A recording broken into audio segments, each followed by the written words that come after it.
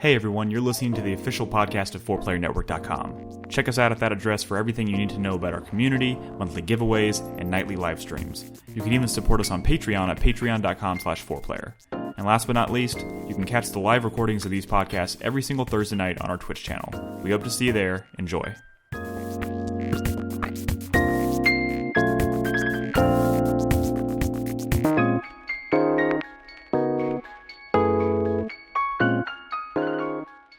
The show officially starts now. Hey everyone, welcome to 4Player Podcast, episode 738. It's December 1st, 2022.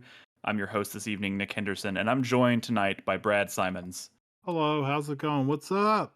Nolan Hedstrom. Hey, how's it going, everybody? Christopher Guthridge. Hello, good evening. And Christopher Davis. Good evening.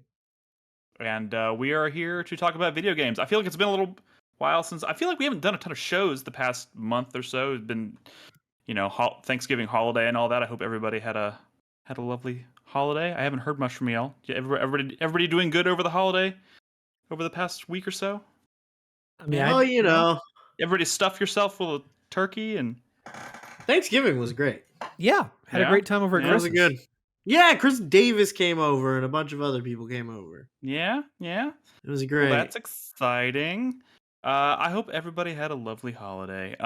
We have a lot to talk about tonight.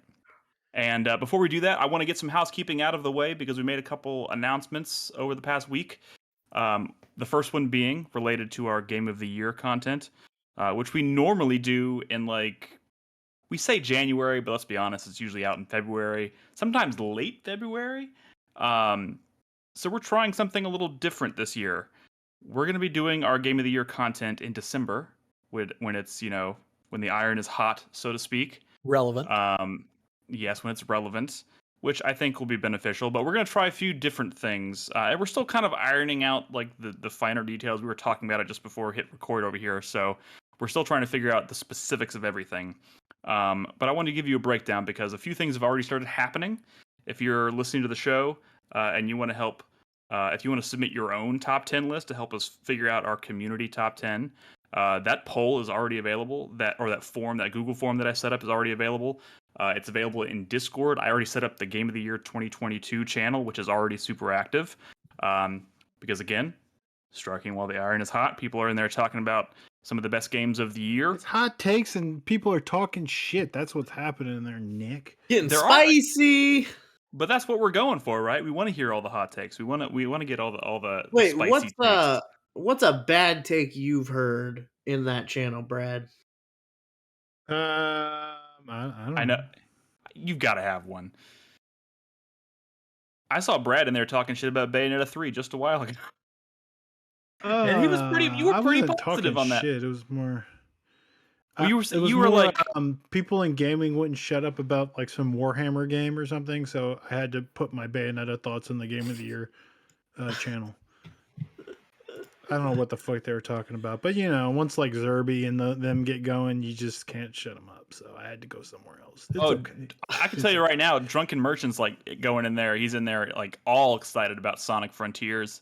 Oh my god, it's so gross how much he wants to give Sonic his number one, but no, he can't get away with that, right? But obviously, as much as he talks about it, it's his number one. But he no Sonic fan can get away with that, so they have to play it cool and put it at number 4.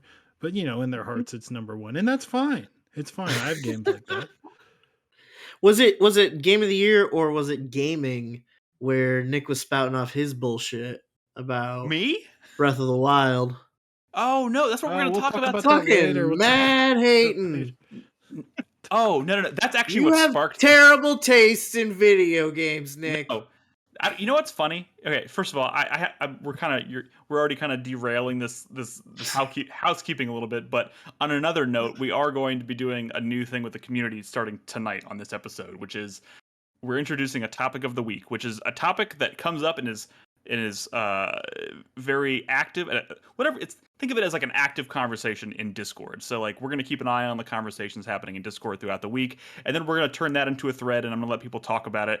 The first one that came up this week, and honestly, the funny thing is Brad was backing me into a corner. I said something, I don't know, I set him off, and it led to this conversation about could Nintendo realistically screw up Breath of the Wild 2 or Tears of the Kingdom? And it turned into a whole debate or a whole conversation. So that's what we're going to talk about tonight in the second segment. Damn. And I was hoping topic of the week would have been Carlos's dream, where he said he had a dream that in his channel, everyone was just posting haste. For some reason. Just haste. And then everyone in his channel started posting haste. And then someone renamed it to Haste Containment because it's Carlos Containment. And then somebody had the great idea of how about we name the channel Post Haste? And then everyone just started posting haste again. And then when you say posting haste, like the word haste, like it's just as it was the word, and then it was then it was the haste emo. It was both. And then it was the emote, and then I mean that's almost as interesting as Breath of the Wild 2. But I guess we could talk about Breath of the Wild 2. The topic of the week can be any number of things, and the possibilities are endless. So we're gonna try it and see how it goes. But I will say this, being a little transparent here, talking about the show and the community and trying to get people talking about stuff. The curtain. We struggled a bit with trying to get people, we let people ask questions for the longest time, and that's always fun, but a lot of times it leads to dumb shit, or it's sometimes it's hard to prepare yourself for to answer a question that really would require you to sit there and think about it for a long time. So we set up this thread this week to talk about, can Nintendo really realistically fuck up Breath of the Wild 2? And we got a lot of comments on it. We got a lot of people talking about it, a lot of people making really valid points, really good things. So we're going to pull some of those from the discussion. We're going to talk about them. So that's what we're going to try and do going forward. We're going to see how it goes. But I like this idea personally, and we've been seeing a lot of engagement in it. So that's what we're going for, people. So I will also, again, I will peek at YouTube comments. I'll peek at podcast comments, or on social media. So if anybody chimes in there, I'll pull those in, but the bulk of the conversation will be happening in Discord. So that'll be the second segment. But back up for a minute. I want to go back to the Game of the Year plans, because like I said, we're doing things different this year. For one, we're going to get our top 10 videos, those of us who are going to do a top 10 video, we're going to try and have those out by the end of the month. And we're going to be introducing honorable mentions as video shorts. So very what is YouTube Shorts are a minute long or something. So we're going to be able to get a bunch of honorable mentions out to talk about them, make recommendations and stuff. So we'll be trickling those out on social media and in Discord and stuff in the days leading up to it. And then at the end of the month, we will have our top 10 videos. We will have our awards show, which we also usually do, I think, the first week of January. We're going to do those a little bit earlier than usual. So it's very exciting. But again, if you want to submit your own top 10 list, you can talk about it in the Game of the Year 2022 channel in Discord. There's a pinned link in that channel that takes you to the Google form. You can submit those. You can do that through December 15th. So no huge rush right now, but make sure you get it in before that cutoff point. Again, also, if you're interested in playing something like the Callisto Protocol, which comes out tomorrow, you can totally wait until after that's out to do that. But just keep in mind, December 15th is the cutoff. But I've got a quick story about the Callisto Protocol, by the way. A quick story about the Callisto Protocol, okay? So Tuesday, it came to the attention of people on the internet that Walmart accidentally broke street date on it. Yeah. Accident. Yes. So I went to 4 fucking Walmarts, drove about 30 miles total just to find a fucking copy of this game. And you got it? No, I did not. Great story. Great story. It was just. I'm just saying. Your story is you wasted gas. I wasted gas in 3 hours of my life trying to hunt down a video game that was supposed to come out 3 days later. And then on top of that, somebody leaked the entire game from start to finish on the internet. That's the whole story, is that you tried to get it and didn't? Pretty much. No one leaked the game on the internet. It's just the internet, and people post themselves playing video games on the internet, and the game was out, so they posted it on the internet. That's leaking. Well, the game wasn't out technically. Leaking. Whoever did that broke embargo, but whatever. It's one of those. That was someone who had an early copy. Yeah, the game doesn't come out until tomorrow, so But that game was buying it, so it was out. Somebody broke street date. Whatever happened. It's kind of, I would imagine as a developer, it's probably worst nightmare scenario where the entire game from start to finish is just out there before the game's even out on the shelves. So, that kind of fucking sucks for them. But I think a lot of the reception to that has been pretty positive. Like people watching it being like, "Oh, this looks pretty good." So I don't know. I'm eager to try it. If mine comes in tomorrow, we'll talk about that on our next show, which leads me to my next point. Sorry, a lot of housekeeping this week. There are 5 of us. I know. Next week. Wait, what? That's not a new concept, Brad.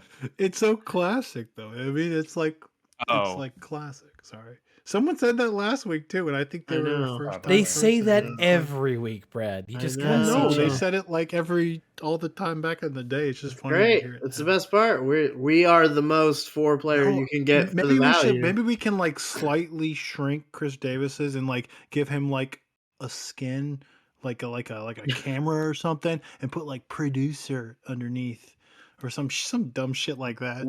Or we can just go with we are 125% 4-player podcasts. Yes. You know what I'm saying? There are 5 lights. Maybe one of us should just be a referee. Oh, or he could just wear a referee shirt. Oh, like I'm not actually contribute to the conversation, but just have like a whistle and like red cards and yellow cards, and put people in the penalty box. You didn't want to give me that power. No, I don't want Chris Davis to have it. I want it. Okay. Well, then you got to handle the broadcast then. This is exactly the kind of dumb card, like the dumb idea that I would just love to see come to fruition. Maybe we'll try that next year.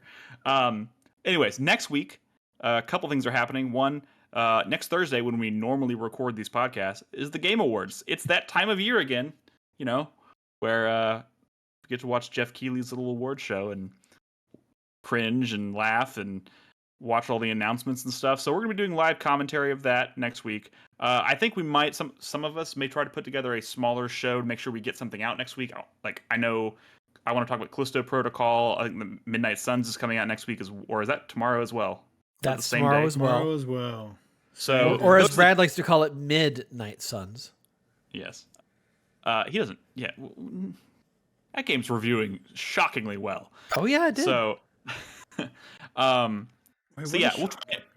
we will try to get something out podcast related next week, but during the regular recording schedule, those of us who can will be live talking and watching and co-streaming the Game Awards. So if you're going to be watching that anyways, come hang out with us, and it's always a good time. I mean, relatively speaking, we talk shit about we talk a lot of shit about Jeff Keighley mostly. But it's also fun because, announcements. So that's it. That's all I got. Housekeeping wise, sorry, that was a lot of stuff, but like I said, it's been 2 weeks since our last show, so I wanted to make sure everybody was aware of these things. But now we got a lot to talk about tonight. We got Pokemon Scarlet. We got Evil West, God of War Ragnarok. So I feel like I'm gonna let Nolan go first tonight, because apparently Nolan has played like 50 hours of Pokemon Scarlet. Approximately. Intervention. Like when we asked Nolan how much Pokemon have you played, I was not expecting 5 zeros. Nolan, I feel like the first thing I heard about this game was everyone was like, this game's look, they did it again. It runs like crap and it looks like crap. And then all of a sudden I'm hearing like everyone loves it, and I'm like, wait, which was it? Do we hate it or do we love it? I'm so confused. It's Pokemon, man. But let's hear it. Nolan, what do you think? So what I will say, Brad, is yes, you are correct. Everything you said is accurate. Pokemon Scarlet and Violet are simultaneously the best and worst Pokemon games ever. Wow. The crux of the bad part, and you will see it in the footage if you're watching us live, is the game runs horribly. It often runs sub 30. With opening huge the dips. Map. Opening the map is bad. There will be NPCs in the background that are running at approximately 5 to 7 frames a second. The game runs horribly. Have they released any performance patches at all since? They just released a patch today, literally like 2 hours ago. I don't know how much that's improved it, because I've not really played it since. and I haven't really, I've been busy doing other things this evening, so I haven't gotten a chance to see if it has improved it. I highly doubt it's improved it a whole lot. But that's the biggest frustration with this game, is the fact that you take a game like Breath of the Wild that came out 4 years ago now, going on 5, and it runs fairly well. Yet here we are, almost half a decade later, on the same system and a similar style game that just runs so much worse, and it's just infuriating. It's did Arceus have performance issues, or was it mostly just that it looked like butt? It just didn't look great. I will say that while it didn't run at 60 frames a second, and there were definitely some times where there were some issues, nothing like this. It was nothing like this. That being said, this game's fucking amazing. It's super frustrating. Shut up, Nolan. It is an amazing Pokemon game. How much are they paying you? I like the story. I like the characters. I like the open world. I like the concepts. I like the fact that every Pokemon game has always kind of followed the same suit. Arceus changed it up by having it not be a kid starting in a town going to get gym badges and whatever. Just kind of had it be just an open world where you're just interacting with Pokemon, and now they've kind of combined those two. So while it is kind of going back to form, you're a kid, new town, starting school, collecting gym badges and stuff, it combines that Arceus feeling of being in an open world, just seeing a Pokemon, going up to it, interacting with it. It's kind of like the Pokemon game that we've been kind of dreaming about. You know what I mean? Like, for sure. But they've kind of just, there's no, think about the OG Pokemon game. You start in Pallet Town, you have to go to Pewter City and then Cerulean City or whatever. You're on a very strict path. You encounter a hedge, you can't cut it down because you don't have the cut. HM, whatever. This game completely open from the start. The only thing that limits you is if there's a mountain or like a river. Like you have to get some abilities to be able to traverse later, but every gym, you can do any gym in any order you want. You can do, it's completely open. Now, obviously, there are certain gyms that are higher level. So if you go to the quote last gym first, you're going to get fucked. Because the gym leader has level 60 Pokemon. So there is technically kind of an order, but you're welcome to do them in whatever order you want. The world is completely open from the second you start. You can go anywhere, do anything, as long as there's, like I said, just not something physically blocking your path. You do have, the new Pokemon that's introduced in this one, Koraidon in Scarlet and Moraidon in Violet. That's cover Pokemon, right? Correct. That's the cover Pokemon. Yes, and so they are your traversal. These are the ones you ride on, and Rhydon is in their name. Yes. They kind of they have wheels, but they don't use the wheels. They just hang out their buttholes. They do use the wheels. They do. Yeah, and they eventually start flying, right?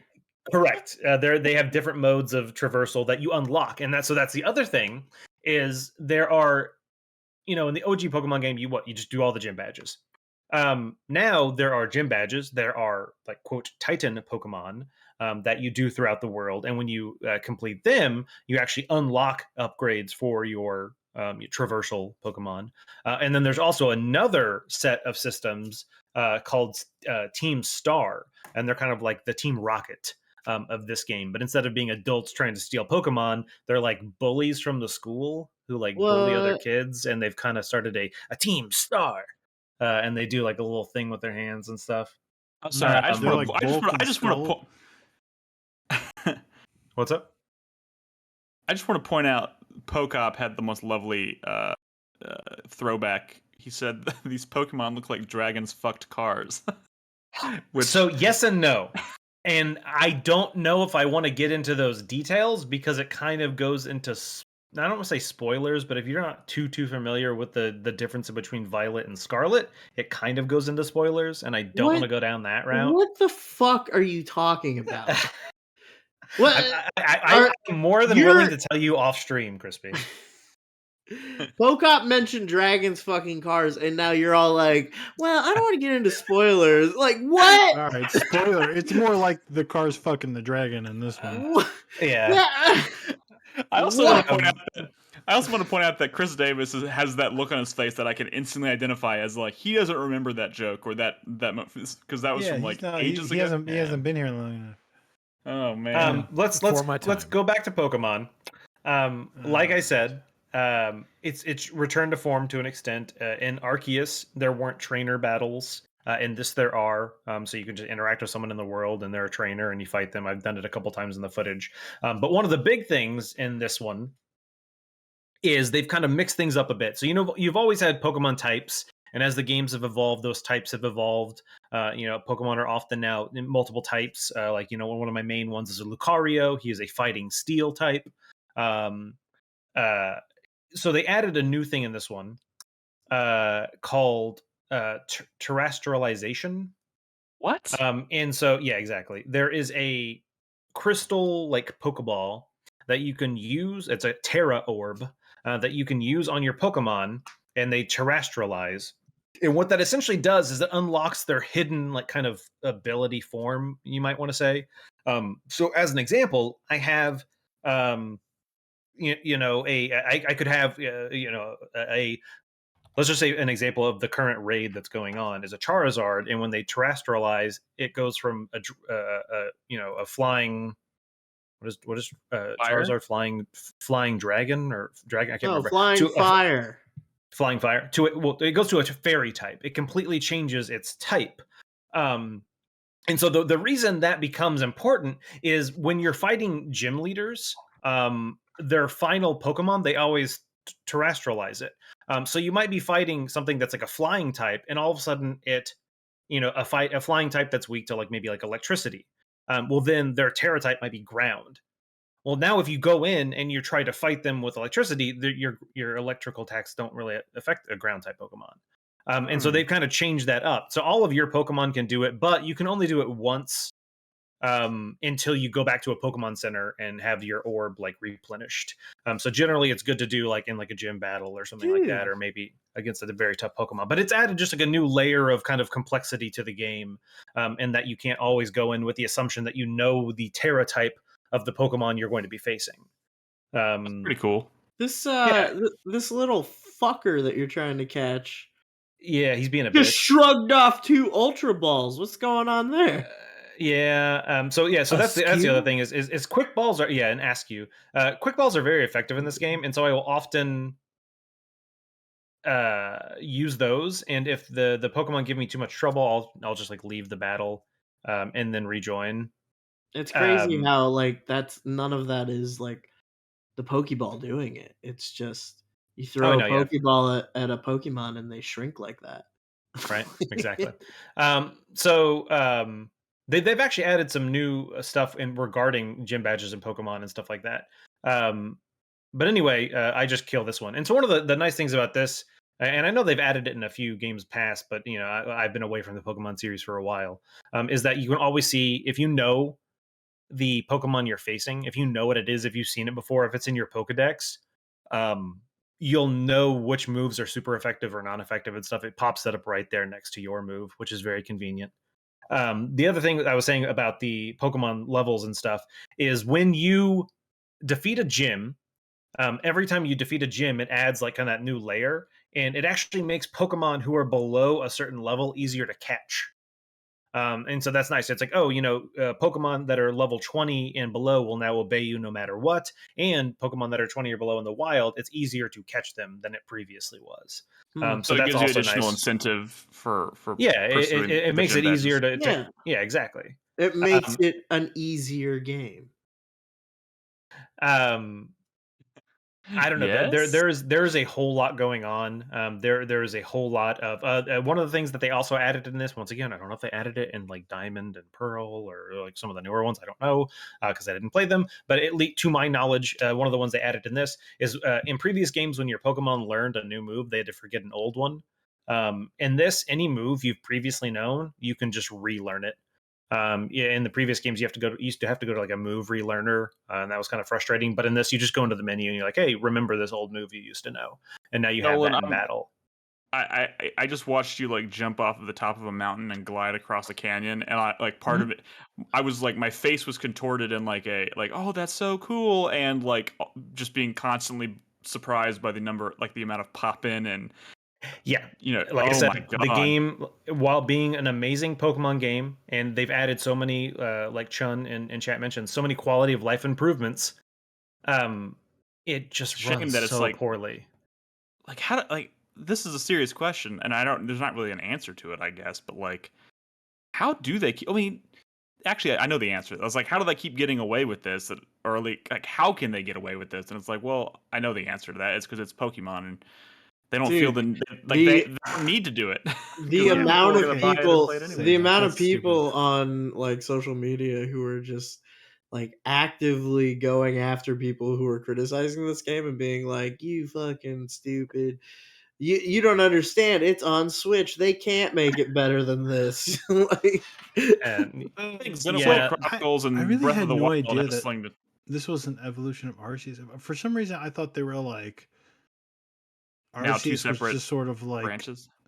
Almost like they were going to go back to more traditional style with this, but this looks like yet another step in the direction of new age Pokemon.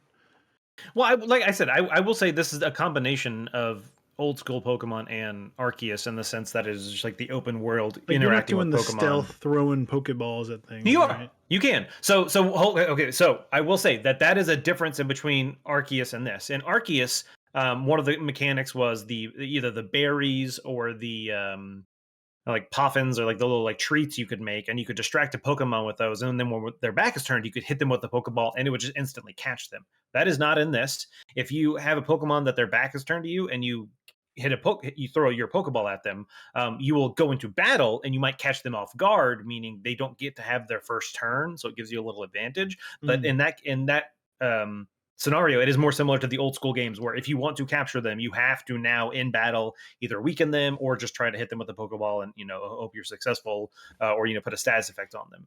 But no, like I said, it's a combination of the two. Have y'all heard about the broken nature of the PvP? No. So evidently, people have discovered that the PvP for this game does not incorporate RNG. Every time we start a match, all the percentages of what could happen, they're not RNG. They're prescribed in every single battle you do.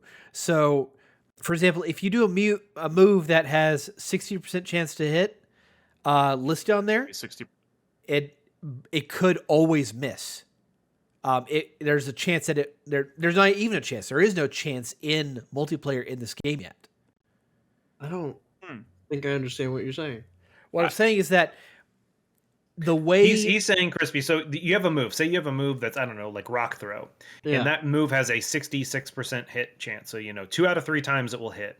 Yeah. He's saying that when that battle starts, that percentage is set once and never changed. So if you get set on the 33% chance that you miss, it's going to happen every single time. It determines a single outcome and then just uses that for I was not aware instance of using that move. I was not aware of that. I've gotten into PvP. And like Fatal Frame and chat mentions, that might have been patched out in the patch. They did a pretty big patch today of a bunch of bugs. That might have been patched. I don't know. But that's what you were saying, right, Chris?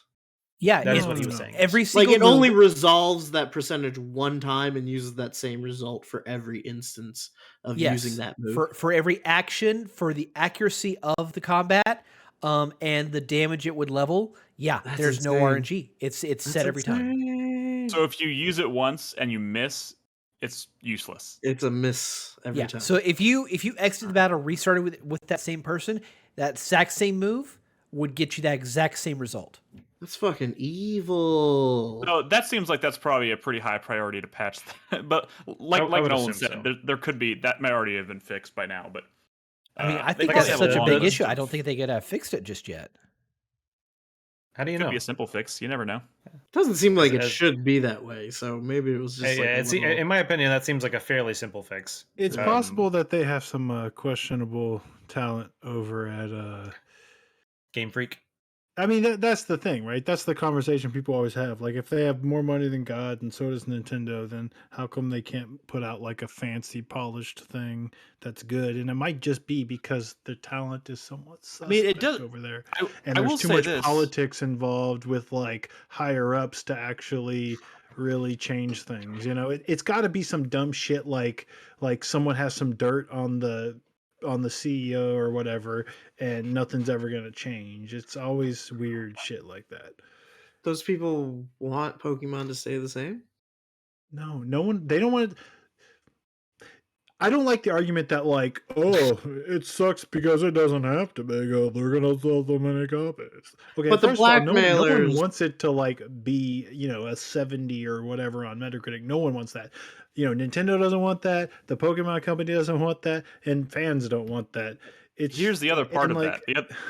The other half of that coin is they have significantly sped up the release schedule for this franchise. At this point has become annualized, and I don't think there's a point where I don't think it was like that.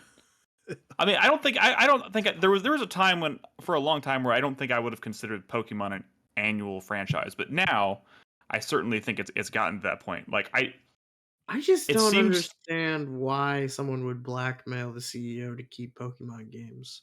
No, I'm saying like there are people who aren't very good at making video games that they can't get rid of because of politics. You know, like the shitty Dragon Quest like composer, or like, you know, people who are bad at their job. There's too much politics or like, you know, tradition, or like, oh, you know, we can't tell that person no, or we can't get rid of this programmer because he's been around so long. And this is the Pokemon company, or you know, Game Freak or whatever. Like, it's shitty company politics.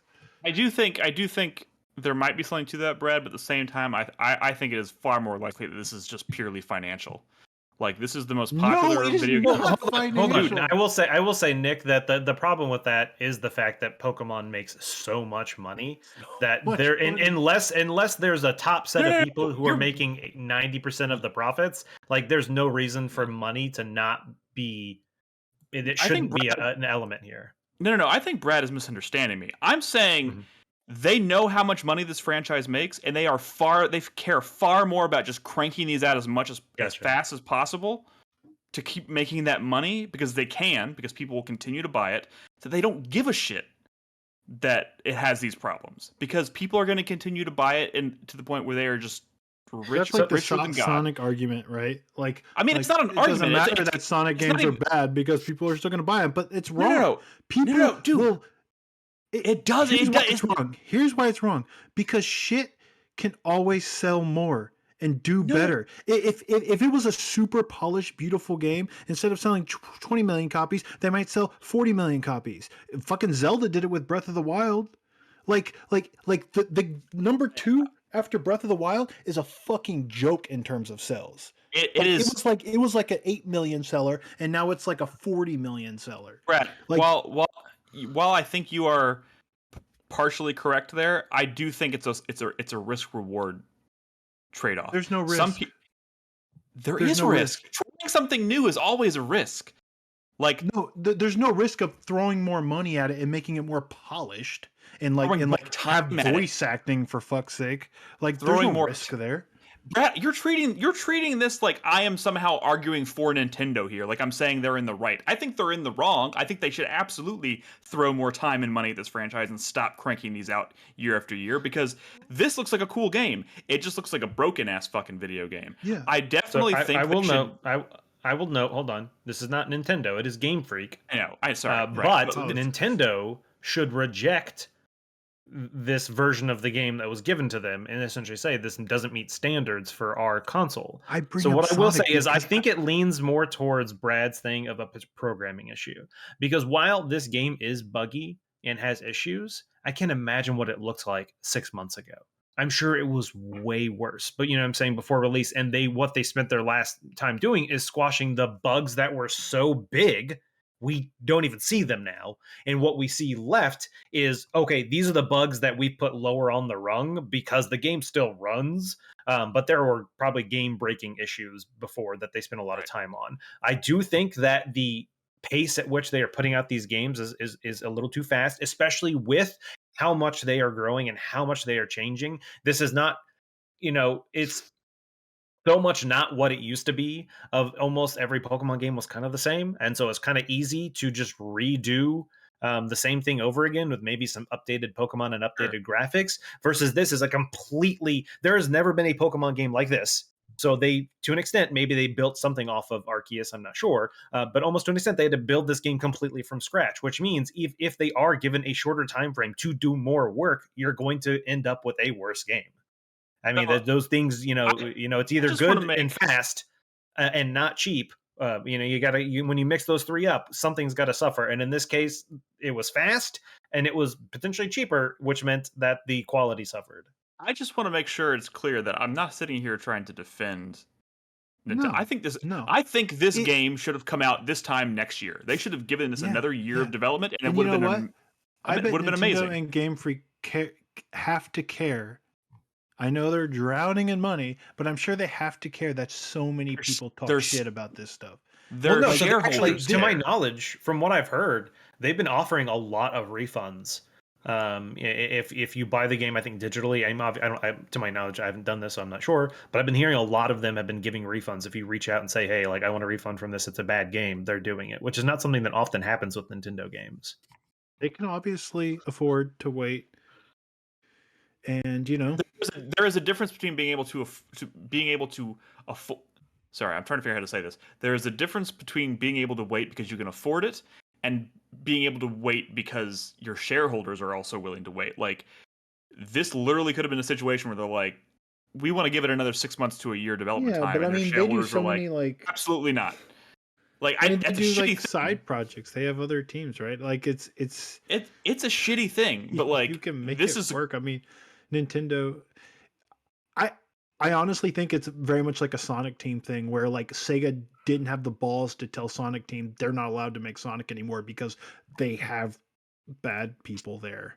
And I think there's a similar situation probably with Game Freak, and I mean, maybe, but that you do realize that statement is also very like not rooted in any actual fact, right? You're sitting here saying the people that work for Game Freak aren't talented. And like that may not be the case. I'm not saying all of them are untalented. I'm saying they have some fucking issues. But like I'm saying, those issues might not have been an issue if they had given them another 6 months to a year. Like, well, fucking Yakuza team can put out a Yakuza game every year, and their shit ain't falling apart. Hold on, I will also say, Brad, that while I'm not going to say those are the exact same game, they have a similar layout, they have similar styles, they have similar mission like things that the maps are always the same to an extent. I wasn't trying to. I'm saying it's almost you're taking 50% of a game and then making it different, versus this, I would argue that this is like 85 to 90% a new game. So my argument, I'm not trying to shit on Yakuza. I fucking love the Yakuza series. I'm just saying that's apples and oranges there. Right. Well, I want to make sure Nolan has a chance to say anything else he wants to say about Pokemon before we move on, because we do need to move on. Yeah, we definitely do. So like I said, I will say that unfortunately, while this game has so many issues, it's still, like I said, one of the best Pokemon games that's ever been released, and that's the frustrating thing. Yeah, I checked a little bit. I'm at 55 hours in the game. Here's a question for you. As someone who hasn't played Pokemon in so long, do you feel any connection at all to, like, because like obviously a lot of new Pokemon have been introduced since the last time. Yeah, I think it's the count is over 1,000 now. There's over 1,000 Pokemon. Jesus Christ. This game only has game, are they? No. So this game only has 400. It has a mixture of all gens, and then I don't think they didn't add like 200 new Pokemon in this. They only added maybe I think sub 100 new Pokemon, maybe less new Pokemon in this game, and then a subset from the series in the past. So what I will say, as someone who is returning to the franchise after being away from it for a while, it is definitely daunting. All of us played Pokemon 10 months ago. Yeah, but I don't think any of us are you talking about Arceus? Yeah, I didn't. Yeah, so sorry. Let's that's what I'm saying. Right, Arceus was my first one back, but that one was a very different game. What I'm saying is this one is the. I did not finish Arceus. I didn't play. I did finish this. Holy shit! Yeah. So the thing is, I might have seen. I think I did see credits on Arceus about a month ago because in anticipation for this game, I kind of got back into Arceus. But there's a bunch of post game stuff in Arceus that I didn't do. That is actual, like, actual real stuff. It's not just collect more Pokemon. It is actual content that I didn't get a chance to do. How much did Pokemon Go kind of grease the wheels for all this like Pokemon resurgence stuff for you? A lot. Pokemon Go is a huge thing for me at the moment. At least I still play it almost every day. There's an event going on this weekend that I'm going to do. Like I've been really enjoying Pokemon Go, and so that kind of just has gotten me back into it. And I like, honestly, one of the reasons I do know a bunch more about Pokemon than I probably would have a year ago is from Pokemon Go. Is getting to see some of the newer ones and learning about them there. So when I come to this, I still know more. That being said, I still don't know everything. I'll often come across some Pokemon and I'm like, I forget which type this is, and so I definitely use online tools to remind myself of, oh, this is this type of Pokemon, it's weak to this, blah blah blah, because that can be very helpful with just how much is I can't memorize 1,000 Pokemon and their types and subtypes and what potential moves they might know and stuff. So what kind of fan are you, cool. Nolan? Yeah, I'm a mid-tier fan at best. But I mean, cool. I am wearing a Pokemon shirt. Interesting. Look at that. Whoa. Can't wait for the day they put in voice acting. I know it's pricey. Yeah, that would be nice. There's indies that got to do like Kickstarter bonuses to get full voice acting. So maybe one. And so one thing I will say, on my closing note, I've seen a lot of shit online about Nimona, your rival in this game. Coming from the previous games, I mean, everyone knows Gary. He's a dick, and all that stuff, and all the other rivals in games past have been the same. This one is the opposite. She already is like a Pokemon master. When you interact with her for the first time at the beginning of the game, when you choose your starter, fire, grass, water, she does not choose the opposite starter of you. She actually chooses the weaker one to you, which is a change of pace. And the entire game, when you interact with her, is her encouraging you and being very nice and be like, oh yeah, you're doing great. Nice. I can't wait. Let's have a battle to see how much you've progressed, because I think you're doing so well. And so a nice change of pace to have someone encouraging you throughout this, instead of every time I'm gonna beat you now and blah blah blah. That constant kind of dick who's essentially just following you. Exactly. It's nice to have, instead of that, you have someone who kind of wants to be your friend and wants to encourage you, because they've already reached the top. They've already become a master, and now they want to kind of just help already you out. The very best. Yeah. Cool. I like that. That's a cool change. Yeah, for sure. All right. Shift gears a little bit. I want to throw it over to Brad, because Brad, you were going to talk about this. You were going to talk about this game 2 weeks ago, and you didn't. Why are you acting surprised that we're doing a podcast and I'm throwing the ball into your court? Oh, because we had like it just smells like a post-break game. Come on, let's be real here. Wait, which game are we talking about? Oh my God, Brad, do you know where you are right now? Do you need help? He's sundowning. I was trying to give you an opening to talk about Astlibra, because I didn't know that's the one you were talking about. Yeah, Astlibra. Astlibra. Tell us about Astlibra. Because I put God of War on the dock too. I've been playing a bunch of that. I know. We're going to talk about God of War. We'll get to it. Astlibra. Yeah. This last week.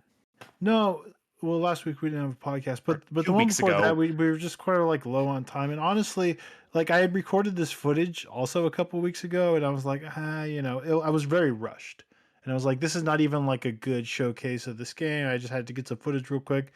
I didn't have a lot of time, and I was like, whatever, I'll just wait, record some footage, and then I was like, oh well, I ran out of time again, just because busy life. Didn't do it for a week, so I just so it's still that footage from 2 weeks ago that I didn't really want to show, but whatever.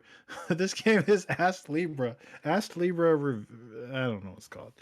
There's a subtitle. Oh, yeah, shit. Yeah. Oh, you just wrote Astlibra. Yeah, because that's what you put. There's more there. It's like Revision or something. So this is a new side-scrolling action RPG by some. I think he's a Japanese indie dev or something. And does it have voice acting? No, there's no voice acting. They also only have the budget to not be able to do voice acting. Although there are indie games that do have full voice acting for sure. So interesting. For sure. Yeah. So this is like a new side-scrolling action RPG thing, and it's pretty crazy because I like it because you know how there's all these like Metroidvania games that come out. And this is not a Metroidvania, but and I'm always like, oh, this looks cool, but then someone says it's like 7 hours long, and it's just kind of like you know it's not over much quickly. there. Like it's like Ghost Song, right? Oh, there's a double jump. It's like okay. I like Metroid, but I'm tired of like 8-hour like indie Metroidvanias or whatever that are like swell. I don't know. What is the perfect length of a Metroidvania for you? It's not about length. My argument is that they never have enough meat. And I love Symphony of the Night. I love Igavanias. And the reason I love them is because they have like a lot of like meat on the bones. You know what I mean? And I remember when Bloodstain came out, which was a spiritual successor, Igavania by Iga. And I was like, oh man, that's great, but like, is it gonna have the meat like his games used to have? And it had the meat, man. It had the meat. I love Bloodstain, right? Like I played that shit for 50 hours just because you could do dumb shit like making recipes and like leveling weapons, You can level up your chair spell, and as it increases in levels, the chair gets like fancier and fancier. And by level 10, you sit on a fucking throne. And it was just a spell to regenerate your MP, but like you get addicted to all those like weird little systems and stuff, and I love that shit, right? And this game is all about like those systems, and I love those systems. So let me tell you, like I'm gonna like name off a few systems. It's like a side-scrolling like action RPG. There's like a lot of story, but I've been kind of skipping some of those cutscenes because they don't shut up, and they're not voice acted. And combat is actually a little bit like I get East vibes. If you ever played East game, like it's very like there's like a lot of shit all over the screen, and everything is very like crunchy. Like there's like a lot of hit stun when you hit things, so it can be like it can feel really satisfying when you're like hitting like 10 things at once. And you're just kind of like as you level up and you're getting stronger, you're just sort of like ripping through enemies, and it can be very satisfying. It's very the combat's very East like, but all of the systems are like very the kind of stuff you'd see in like an Igavania or like an RPG. Like you have there's all these like weapons and armor pieces and stuff, and like every single thing you can equip in the game has like a passive skill that you learn by using the weapon or armor or whatever like for a certain length, kind of like Final Fantasy 9. You understand that, Nick? You played Final Fantasy 9. You know how like when you wore like a hat or whatever for a while, you learn a skill, right? Like literally every single thing in this game will like teach you like a passive or whatever, and you have like a passive menu of like pages and pages and pages of stuff that you learn from all these different like pieces of equipment that you learn, because literally every single one teaches you a skill. And it's stuff like now you can guard in the air, or like now simple things like double jump, but then also like weirder stuff like instead of a backdash, now you like disappear like a ninja, and an explosion happens where you backdashed or whatever, right? And like I learned that from like a sword that I used for a while. And you get in the kind of thing of like you're like trying to craft every piece of armor or weapon and shield in the shop, because they all teach you passives. Some of them will just increase your pool for equipping these passives, but like everything's going to give you something to make you stronger, or something that can like give you like build options. And it gets really addictive to where like I'm buying 3 swords and I'm using some shitty sword just so I can get the skill before I switch to a more powerful like magical staff or whatever that also teaches me a skill. And like that stuff can be really addictive, and like the crafting system to like make that stuff's addictive, because all the enemies are like dropping these materials that let you build these weapons and like rings and stuff that's teaching you shit, right? And sounds there's like the meat. It's a lot of good meat, right? Is that not a good meat sound? Sorry. That's fine, I guess. There's like rare drops and stuff, and you're making keys, and like the systems don't end there. There's like a whole like every single item in the game has like a numerical value, and like an effect, right? Like a set of effects, and some are like really powerful, like a boost your strength a little bit, or some would boost your resistance to like poison, or some will boost your like magic meter like a lot, right? And you have these skills, which is like a story thing, but it's also like a system in your menu where you put items on the skills of like different numerical values, and they have different effects. And the more balanced it is, the stronger the effect. So you're going through your menu, like looking at all these different items, putting them on different sides of the scale to like balance it perfectly so you get like the most like combination of effects. And that's just one thing that they have in the game that's like that's a system. But like the crazy thing is there's like a skill tree.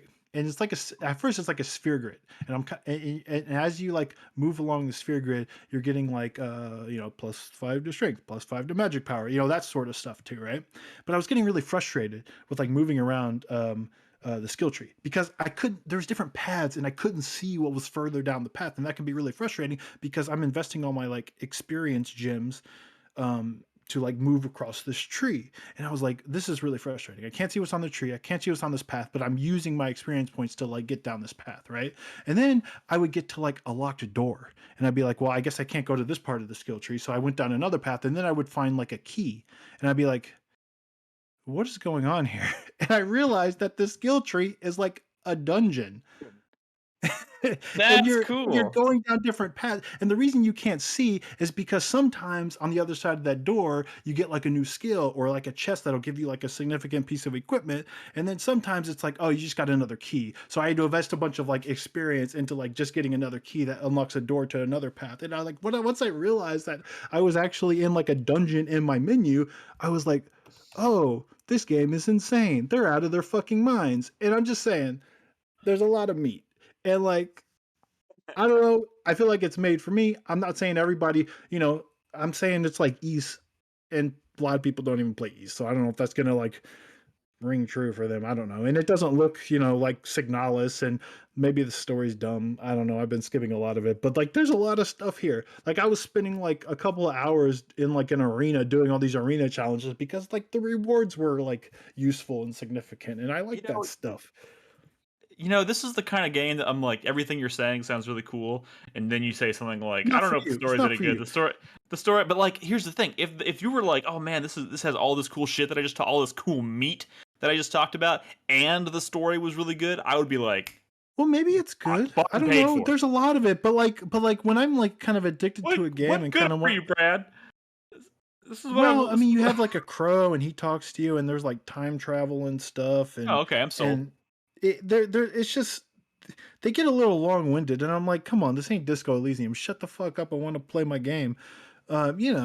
It's but like it's addictive, and like the crafting is addictive, and like you have like a book of like recipes, and it's sometimes that stuff is bad in the game, and sometimes that stuff is good and addictive, and here it's good and addictive.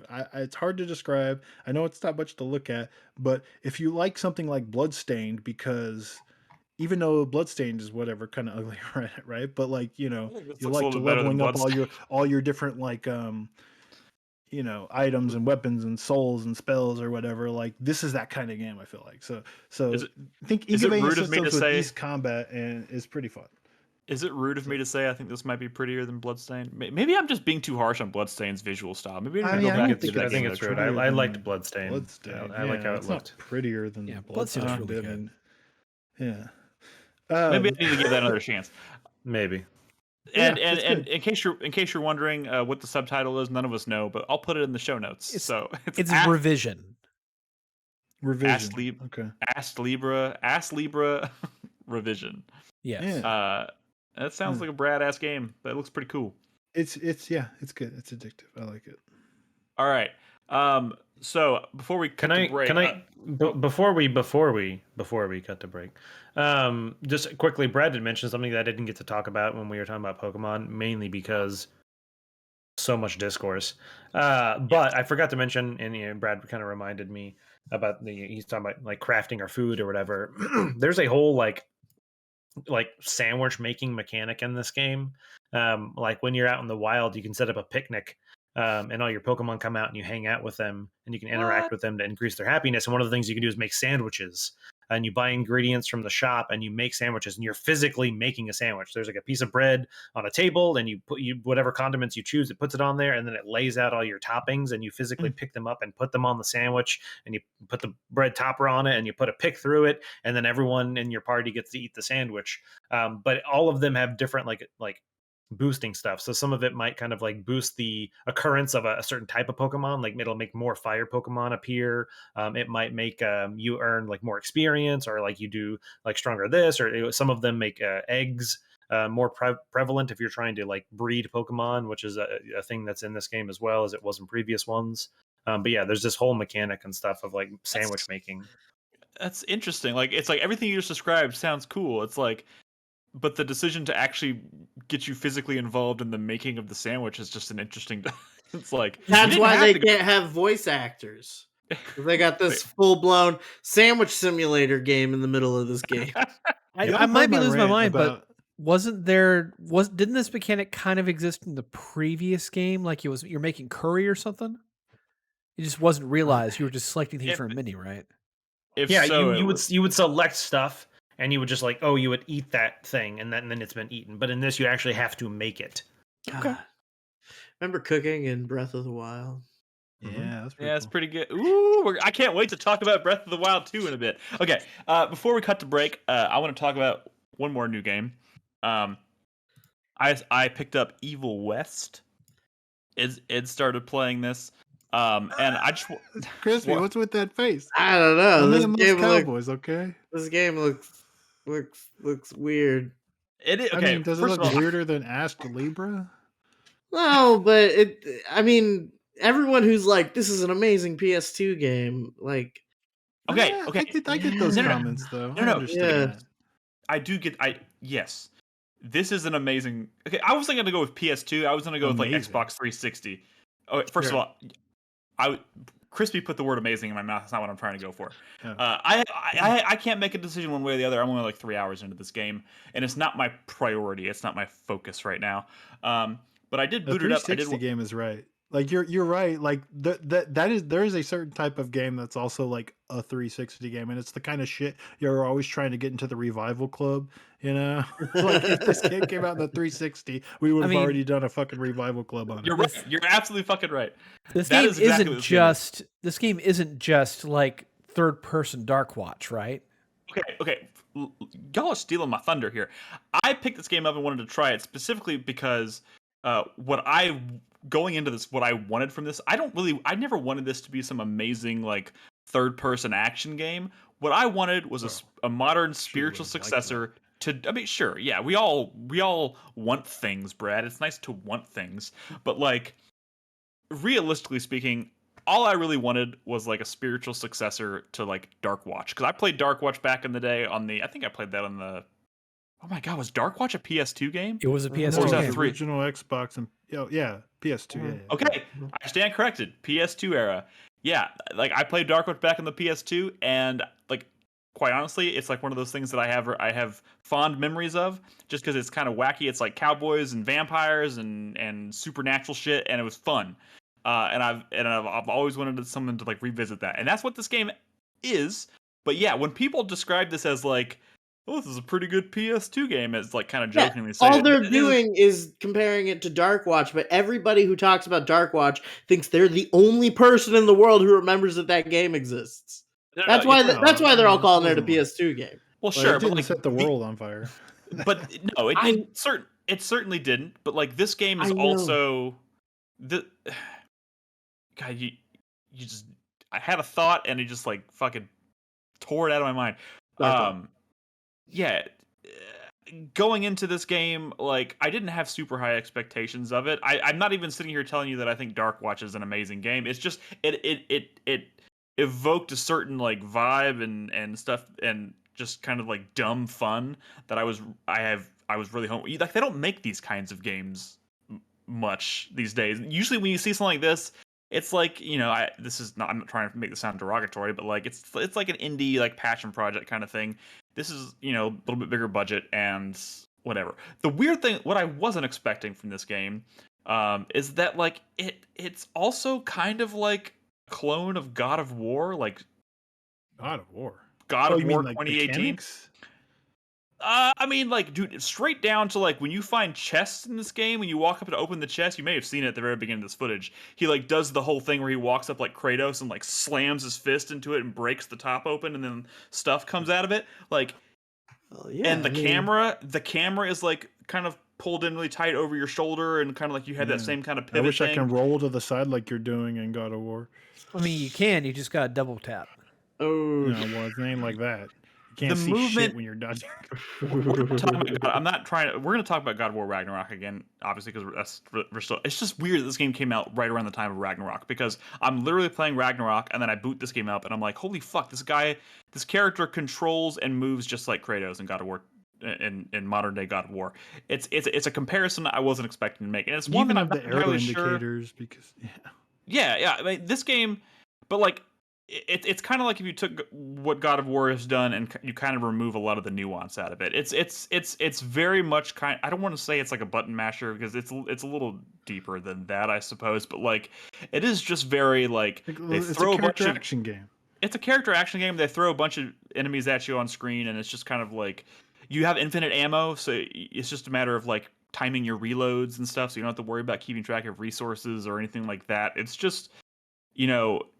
It's some weird kind of like silly over the top supernatural vampire western with actually pretty good production value in the story and whatnot. Like they spent a lot of time setting up this. It is literally Darkwatch. It's like a fucking government organization that is built around hunting vampires, which is, if I remember correctly, kind of the premise of Darkwatch.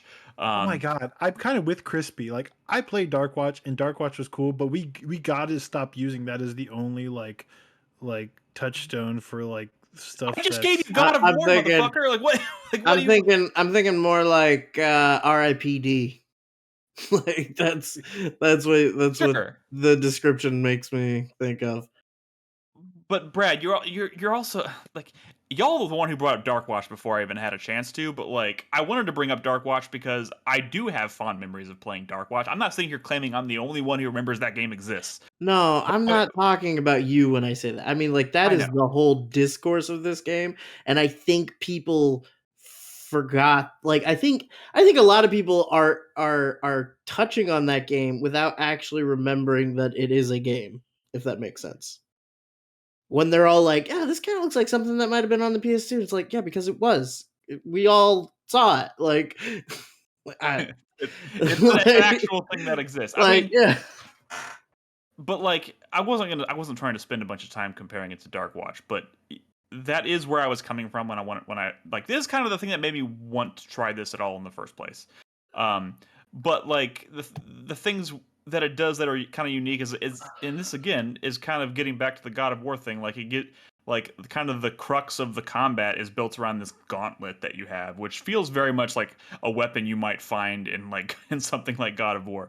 But like, it's like this electrified gauntlet that you can use to zip around the battlefield and like stun enemies and punch them into exploding barrels. Whereas this is like, it's also one of those games where it's like, on the surface, like, oh, this is fun and cool, but then you stop to think about it, and you're like, why are there just like crates of dynamite everywhere in this fucking world? Well, it doesn't seem. Hey, it doesn't seem as stupid in this world as it does in some of the shit in God of War, where it seems way more stupid. I guess. Like the chest being everywhere. Like, how come Sindri never wants to bust open a chest and get whatever the fuck is in it out of it, you know? Sindri's not very strong. I don't know what you're going to tell you. How come Kratos is roaming around with all these like cohorts in this new game, and he never asks them if they want what's in the chest? Or how come they never go over to a chest? Well, most adventuring parties establish a loot pool, I feel like. Yeah, it's bullshit. I mean, I guess we're talking about God of War now. Well, roll the God of War footage. I will say. I'm just saying. I feel like it's more out of place in God of War. This game, some of those things. This is definitely a game that, like there is a point where I would have been very interested in something like this, and it really feels like a lesser known Image Comics title kind of thing. Like, sure. Like, yeah. And like, again, this is not like a priority. I'm not like spending a bunch of time playing this, but it's just one of those things. It's easy, it's breezy, it is fun. Like, I do think moving around the combat and no, I don't know. I mean, it has a look to it. This game has a look to it, and there are times where I'm like, okay, I really dig the way this game looks, and there's other times where I'm like, ooh. Also, it's like one of those games, like from afar, it looks really nice, but when you're like, if you're like playing on PC and you're like right in front of your computer and you're like just like, you can see all of like the blemishes and just kind of like the aged. It almost feels. I mean, this an Unreal Engine game? It feels like an old Unreal Engine game almost, where it's like from a distance. It just feels like a game that's like, from a distance it looks really nice, and then you get right up on your computer or on your TV, and you're just like, okay, maybe 360 era Unreal Engine game. Yeah, sure. But I will say I am pretty surprised by like the lengths they've gone with this, with like the story and the lore and like all that stuff is it's fun. It feels like watching like some dumb supernatural thriller or something that what I mean. It's just good dumb fun. I mean, I look at the gameplay and it looks pretty all right. I'm not enthused about playing it, but I'd probably want to check it out after it goes on sale. I think the biggest problem for me is the title of the game. There's a lot. Okay. This year we have Hard West 2, we have Evil West, and now we have Weird West. Weird West. No, somebody I streamed a little bit of this on Saturday or Sunday or something, and someone in chat was like, "Yeah, this game's on sale," because it was Black Friday or whatever. So I bought quite a few things. This is the only game that I bought over the weekend that was not on sale. But I was like, I want to try it. I legitimately want to try it. So I'm gonna. It's end of the year stuff, so I'm gonna pick it up and try it. I didn't worry about the fact that it wasn't on sale. That's not really what I would recommend to people. This is one of those things where it's like, yes, definitely wait for it to be on sale, because it could be, if it gets down to like $20-$30 even, maybe it, easy recommendation. But I paid $50 for it. And then someone was like, no, it's on sale for like $30 right now. I was like, if someone tells me that they just put this on sale after I paid for it the other day, and they're like, oh, no, sorry. I was looking at Weird West, and I was like, yeah, no, I could see how it would be very confusing, because there are way too many of these games with the word West in the title right now. So that doesn't do it any favors. Are you going to play Hard West, Nick? Yes, actually, I am going to play Hard West. It's like Hard West, is Cowboy XCOM. Oh, wait, no. Oh, I was gonna play Blood West, the boomer shooter, the Western. Are these real? Are these real titles? These are real titles. Yeah, I think Hard West 2 is the one that came out recently. Yeah, no. I don't think I'm gonna play. I don't think I'm gonna play Hard West. Well, look at it. It's Cowboy XCOM. That's true.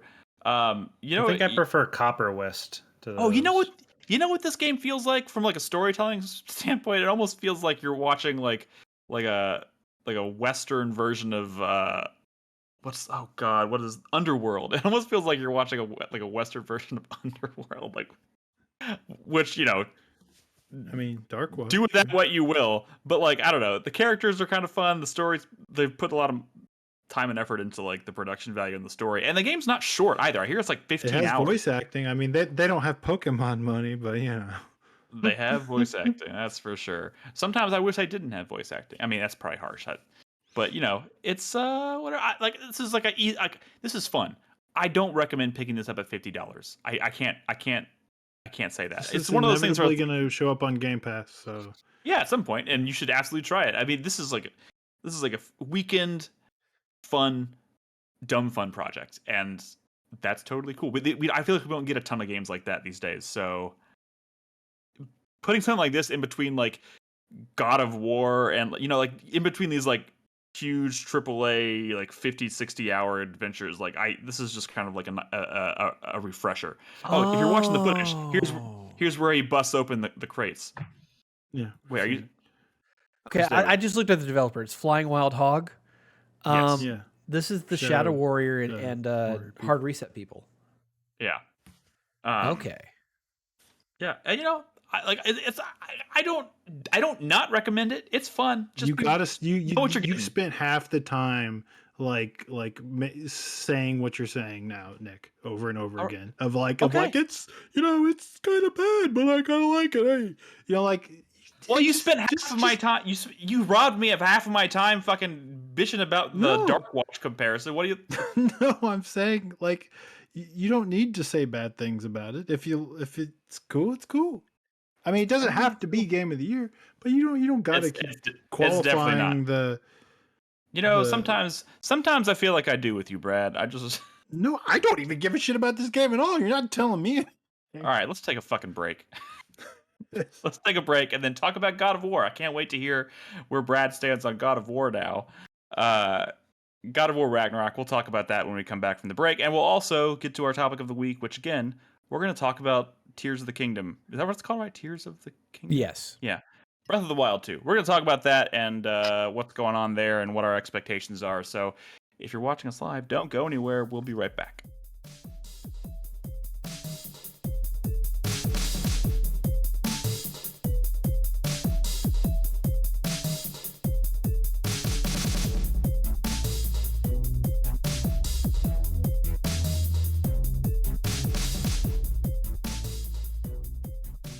Okay, welcome back. We are here, and we are ready to talk about God of War Ragnarok. Hey, God of War, boo! AAA game, boo! I know, Brad. Conversations have been had over the past week related to God of War. I mean, Brad, I've been ranting about things in the game, but it's stuff that like I don't think I'm alone alone and ranting about. But I've been playing some God of War. Here's the thing that I was saying, Nick. Why are you targeting me? Who's uncomfortable with me not putting this in my top 3 games of a year? Okay, first of all, I never said that. I know, but that's the vibe. Ever. Sometimes that's fine. No, I was saying when I'm playing the game, I like it, but when I'm not playing the game, and the further I get away from the last time I played the game, the more I dislike it. Like I don't like it when I'm not playing it. Does that make sense? Dude, you know what? This is right what there led in to the same boat with you. This is ultimately what led to me to say something about Zelda, which sparked the conversation that led to our topic of the week this week. Something I said in there enraged you or something. I don't fucking know. But I don't know what it is. I just I think I don't know. I just don't like when I'm not playing it. And my wife says, the kids will be in bed and they'll be like, let's play some God of War. And I'm like, fuck you. How dare you try to ruin our night by making me play God of War? What are you gonna do? That? Sit there on your fucking phone while I do all the fucking work and you get to watch the cutscenes? Fuck you. Fuck you. Yeah. I mean, that's literally every night. That's since the game came out.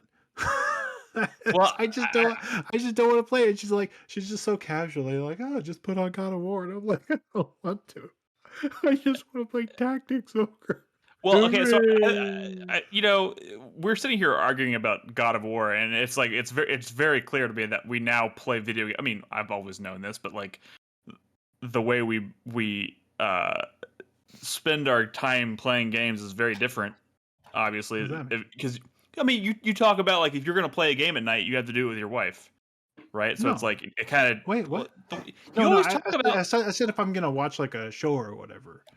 But I mean, I play games all the time, like on my Switch and Steam Deck and all that stuff. You make it sound like if your wife wants to play God of War, therefore you have to play God of War. No, I mean, I specifically, like there occasionally comes out a game where it's enough, like the production values are high and it's very like story focused. And she watched me play the last one, where when I got God of War, it became like, oh, this is the game that I will play through the whole thing in front of my wife, right? And she will follow along with the story, and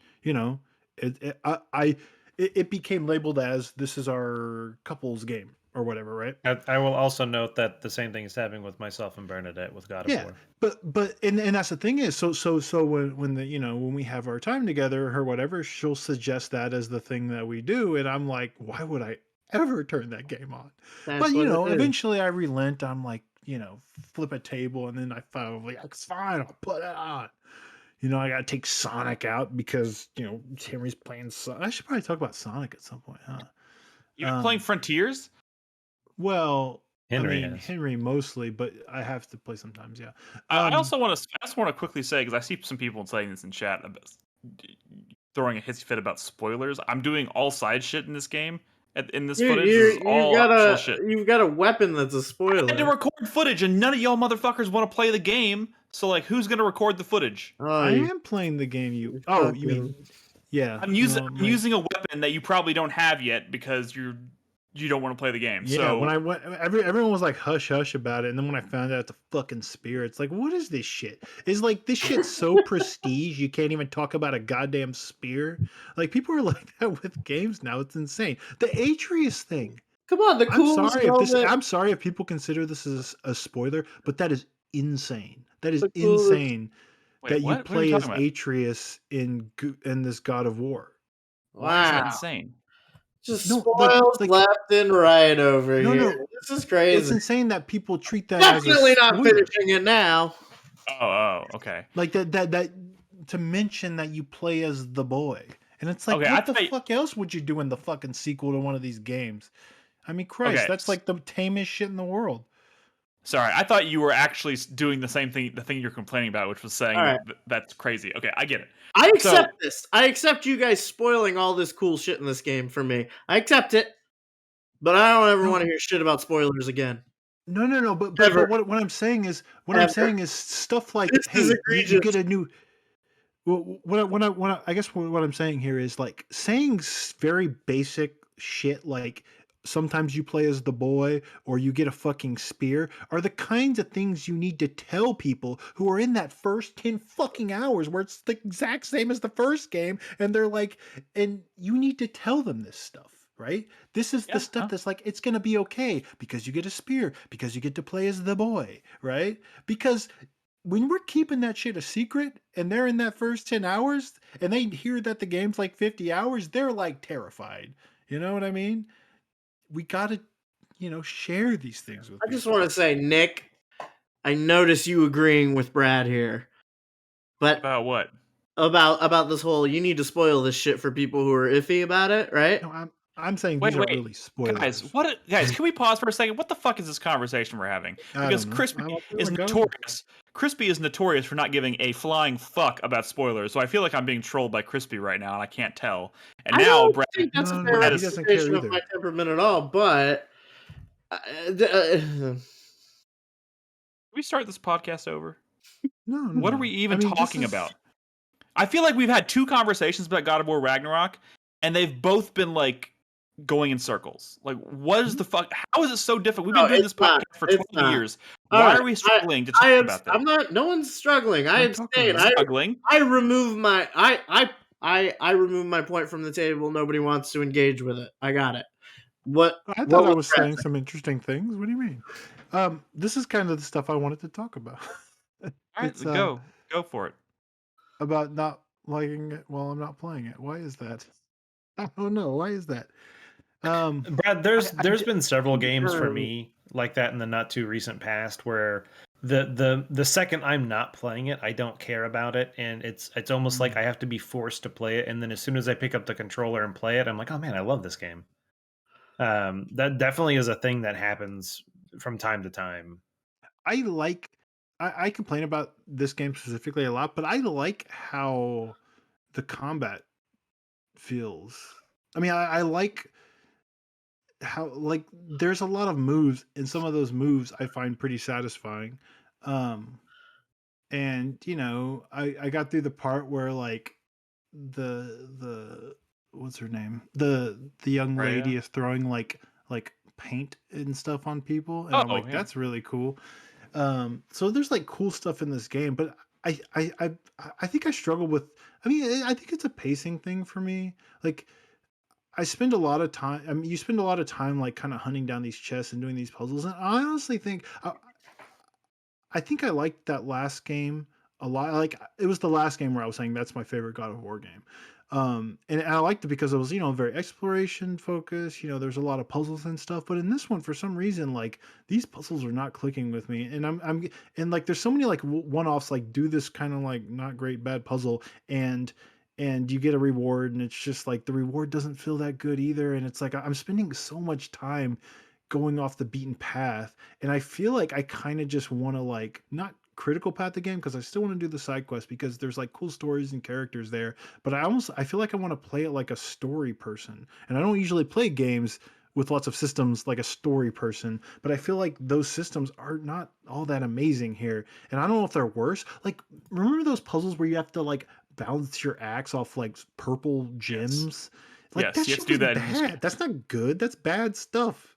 I didn't like it. I mean, I disagree. I think they're simple. But here's they're simple and they take a lot of time though. Like, going off the beaten path is not like this quick little diversion. It's like you're taking like minutes. There are a handful of really clever puzzles in this game, and then but like 80% of the puzzles are pretty straightforward, somewhat repetitive. Like, they loop through the same like 4 or 5 like kind of styles of puzzle, but like Yeah. I think the bigger problem here is that, like, I mean, they're not good though, and they take a lot of time. Well, one thing I realized with even some of like the more complex puzzles where it's like moving parts and stuff, right? And like the like it takes a long time to like interact with that stuff, and stuff like moves really slow. It's not, I've talked about how I feel like it's a little slow and clunky getting around this world, and I don't like moving around as Kratos just because it's like it takes a long time to get there, especially when you're climbing a wall. It's like no one ever wants to do that. I was so glad that they like added this is the thing thing that set me off. Get up to like the top. I don't think the last game had it, but this game has a lot of like, oh, just hit circle and you'll just like fucking fling yourself up there. And like they need more. That's the brain they need to be in when like thinking about this game, because I think they recognized a problem and that's why they added that. But there's still so much like slow shimming, and like no one, it's not like interesting, it's not challenging, and it's not fun. I don't think anyone has ever been like climbing up the side of a thing slowly as Kratos and felt like a god or felt like, fun. And I get it, it's, I guess it's a time to like talk, or maybe they're loading in the game and that's fine, they want to keep it one seamless shot, but it's like we live in a post Breath of the Wild world, and that game we're is literally fun. having the same around. conversation. Oh, do we have this conversation? This is the conversation that led to our topic of the week, and I don't even remember what you said in this Breath of the Wild comparison that then prompted me to say something, which got you flipping out. Well, what I said is like it's like everything in the world of like Breath of the. I mean, it's like fun to get around the world of Breath of the Wild, right? Like there's mechanics and systems. It's like interesting, and there's like they're not the same game to just moving around the world. I know, but because of that, because we live in a post Breath of the Wild world, this game coming out in 2022 feels kind of like dated now in some of those aspects. Weirdly, right? Because like most open world games are moving to like more of like a free form, like, oh, we've come up with some good fun ways to like, like Horizon, you're like flying on things by the end of that game, right? Like this doesn't feel like that. This feels very locked to the ground and slow and plodding and like shimmy climbing, even like like Uncharted or Last of Us, or well, maybe Last of Us is kind of feels similar to this sort of thing, but I don't know, man. I don't think that's a fair comparison, because I think it works in Last of Us, and I think here everything feels either too sticky in one moment or too slidey in another moment, or too much emphasis is put on like a canned animation that I spent like an hour of this game just like trying to dial in the controls and just like the feel of everything and going through accessibility options. And it's like, with all the options that you have, it's great. They have a huge menu of accessibility options, incredible variety. And even after going through all of it, I couldn't make this game feel like good. Like, and this is why it's frustrating, because like maybe the spear really is great, because like the axe and the blades right now, I'm just not nothing. You got to find your move. I feel like I really struggled with like the blades, especially because they felt kind of weak, right? Until I found like a couple of moves that I really liked using, and it just sort of made it a lot more fluid, and there's a lot of stuff. So try it out. And so I think I brought that up last week or 2 weeks ago, obviously. That's one of the things I really liked about this game, is the fact that in that skill tree menu, it has like a goal of, use this move this many times. Yeah. And it's like, I didn't even know I had that move. Let me try to use it a few times to remind myself, and then realize, I actually really do enjoy, adding this particular move to my repertoire, because this game has so many moves spread throughout it, so many weapons, that it is a little daunting.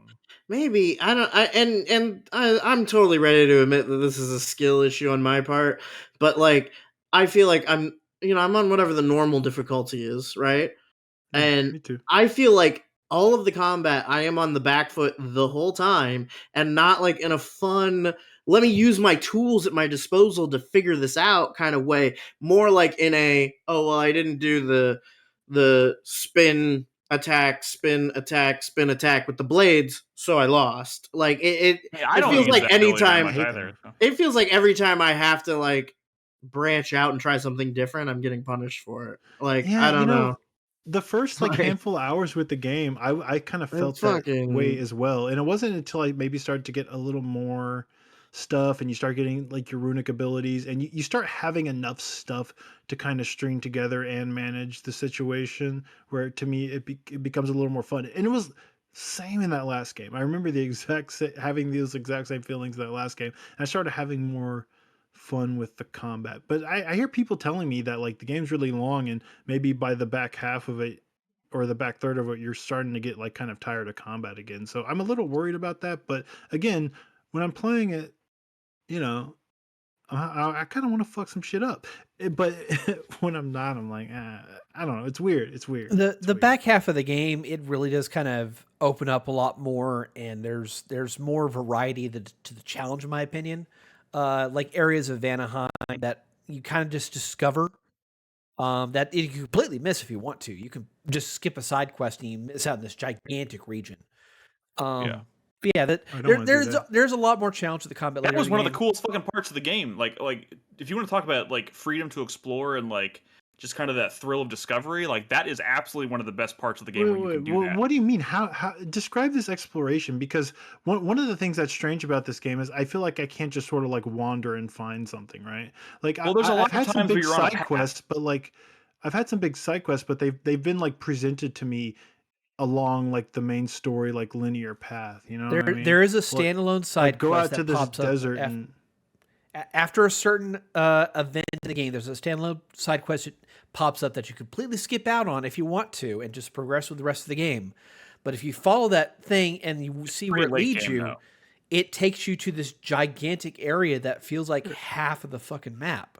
That's like all the side quest stuff, right? I mean, that stuff is not good. Like this, but it is presented in a more of like an old school way. And you know, I hate saying Breath of the Wild or Elden Ring because I mean, really, this stuff goes back to like the whole Elder Scrolls style of the huge world. Just walk in a direction and you're going to find something interesting, right? And that is not the design of this game. This is not that game. And I feel like that's why it feels a little like weirdly dated to me because I feel like everyone is moving in that direction, and I'm wondering if can Sony Santa Monica make another one of these, or is it going to feel too old in 5 years? No, they've already not said as much. They've already said as much. This is a two game story they're telling here. So whatever they do next, I'm not talking about the story. I'm talking about literally like the design of like the world and how you move around it. Like I mean, they need an Elden Ring. I think that's going to happen eventually, but right now, what they've built for this duology started development on the PS4, and this is a cross-gen release. So, like, you can only do so much with the mechanics and keep parity. So, sure, I'm certain that they want to go in that direction, but they just weren't able to do that with this title. They set out to make a sequel to a game they had already established. They wanted it to feel similar. So, whatever. I think when they eventually move on to do whatever comes after this, they're gonna break the mold in some way. The other weird thing about this game is I think it was like announced pretty surprisingly soon after the first game, right? Okay, I said that last like 2 weeks ago or whatever, and y'all jumped to me like it's been 4 years. Like no, I'm not talking about the release. I'm talking about the announcement of Ragnarok was like it was like 2 years ago at this point, right? I mean, the formal reveal and announcement, yes.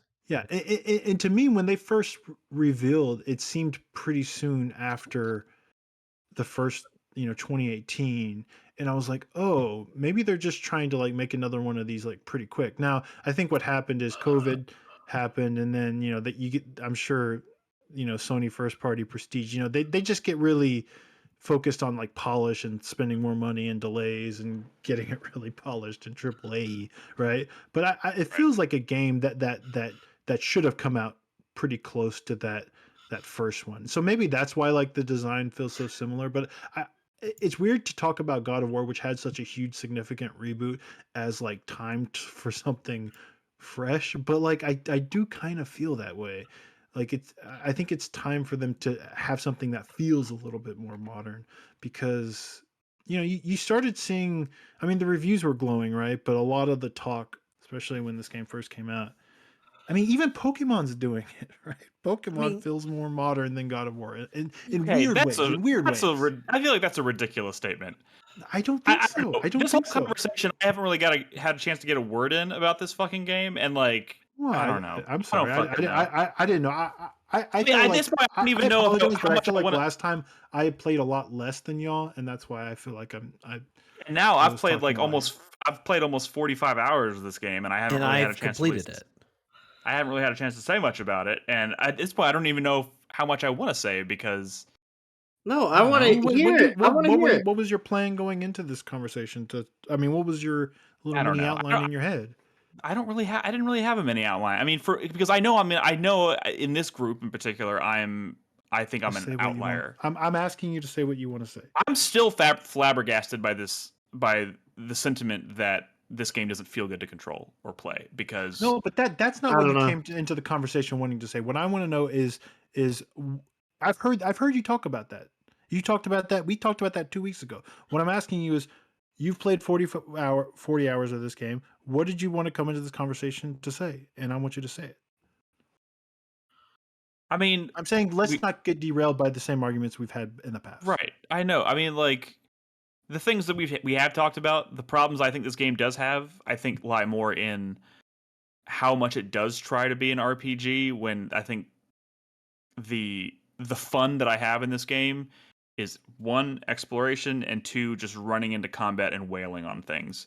And like when I think of combat more as like a timing, when I think of it more as like almost like Dark Souls combat, where it's more about how good of a defense can you put up, and how quickly can you time your parries, time your blocks, time your rolls. I don't care so much about how much damage I'm doing. It's about Are getting talking about more in. like the modern Assassin's Creed issue of like they've made it too much like an RPG. Yeah, I mean, and I think because you spend so much time in this menu system that we've all talked about how I think is a mess. It's bad. I think that's a little bit to its detriment. The thing I find so rewarding about this game is just running into combat and feeling powerful. And it almost never has anything to do with how much damage I'm doing. It just feels it's about timing and dodging and chaining and different attacks together. I don't really like thinking about how powerful my axe is or how powerful my spear is or if I'm strong enough to fight this enemy. Because if it were me, I feel like I should be technically strong enough to take down enemy in this game from the get-go. It's just a matter of, can I survive the encounter? Well, I mean that's what the series was before. You're right though. You're right though. But some of the systems, I feel like that's the thing that should have stayed the same. I think that's the thing that should have carried over, because I spend far too much time in menus figuring out which relic to equip or which amulet to assign and how much experience can I upgrade this armor. And I just don't really enjoy all that stuff. But like, that's all like small potatoes compared to how much fun I'm having in combat, how much fun I'm having exploring the world, and stuff. I want to say that some of that stuff is pretty bad. Like when you're spending a bunch of money to upgrade, your waist piece to the next level, and you're getting a little bit more strength and a little bit more defense. That stuff's weak, right? Like that stuff's not gonna really change what happens to you in battle. But there are some things that they added, like when you're adding like the effects to the various skills after you've leveled them up enough. Like I have noticed some of that stuff. Like when I put extra stun on a skill, it's like I'm noticing I'm getting those takedown stun things more often, right? But it feels like there's a lot of systems that they added and they kind of synergize a little bit, but they're all like kind of shallow, right? And I feel like if they're going to go RPG, they need to like completely rethink those systems and like focus on like making them actually like deeper and compelling, because you get like 3 pieces of armor, and then if you get all 3 of them, they kind of like have an effect that synergizes, but it's not enough of an effect. Or you get 1 piece and it's like, well, maybe in a couple hours I'll get the other piece, and a couple hours after that I'll get the other piece, and I'll finally have an armor set that kind of does a little bit of a thing. Like it needs to be deeper, or they need to just get rid of it, because they're not good at making that stuff. I mean, I will say this. I had the first instance where I completely respect my amulet hilt or whatever, that you have, because I was losing in a fight, and I was like, I wonder if I could really respec myself with specific amulets to get certain boosts that would like make this battle easier for me, and it absolutely did. Like, but it was like 35, 40 hours into the game where I finally decided to pay super close attention to those amulets. Those can really turn the tide of a fight, and I don't think they do enough. It also comes back to the UI, where it's just like I don't like looking at the menu, so I don't like spending time in there. Bad. Yeah. I feel like if you're gonna do a loot system, you need to have more of it with more like granular, like interesting choices, and not just like, are you gonna wear this thing? Are you gonna wear this thing? It's the rewarding thing for me in this game, and the reason I like exploration still is not because of the stuff I find in chests. It's purely being like, it's lore. It's just finding stuff that like triggers new stories, new side quests, hearing new things from Mimir, new conversations that come up with Atreus, just that are based on contextual, like where you are in the world or what point in the story you're at while you're standing in a certain part of the world. Like that kind of stuff I find to be far more rewarding than how many chests can I find that give me another boost to my max health or whatever. I mean, those are absolutely integral to finishing the game, but I feel like there's too much reliance on them. But at the same time, like, it's there's a lot of stuff to critique with this game, but I'm also just completely enamored by it.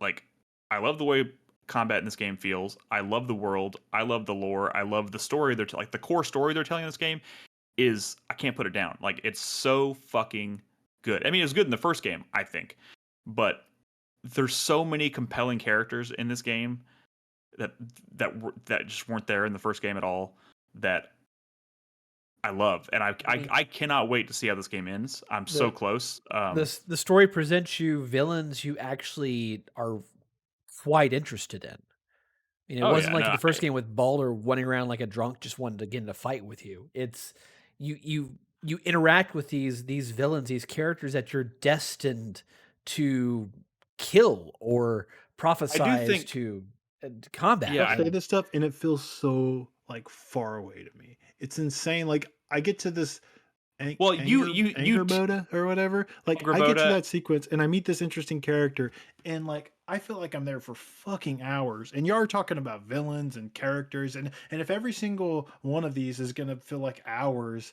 I feel like this game is just gonna never end.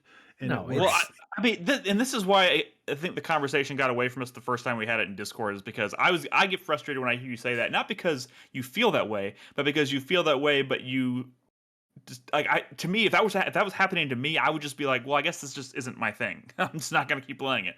But it's like you keep going back for more and then complaining when it's doing the same thing to you. Like, for me, I was getting to those parts and was just completely enamored by it, and like it did not take long for this game's story to hook me. Good, but I feel like we need to move on. An editor. I feel like every one of these sequences just goes on like a half an hour too long.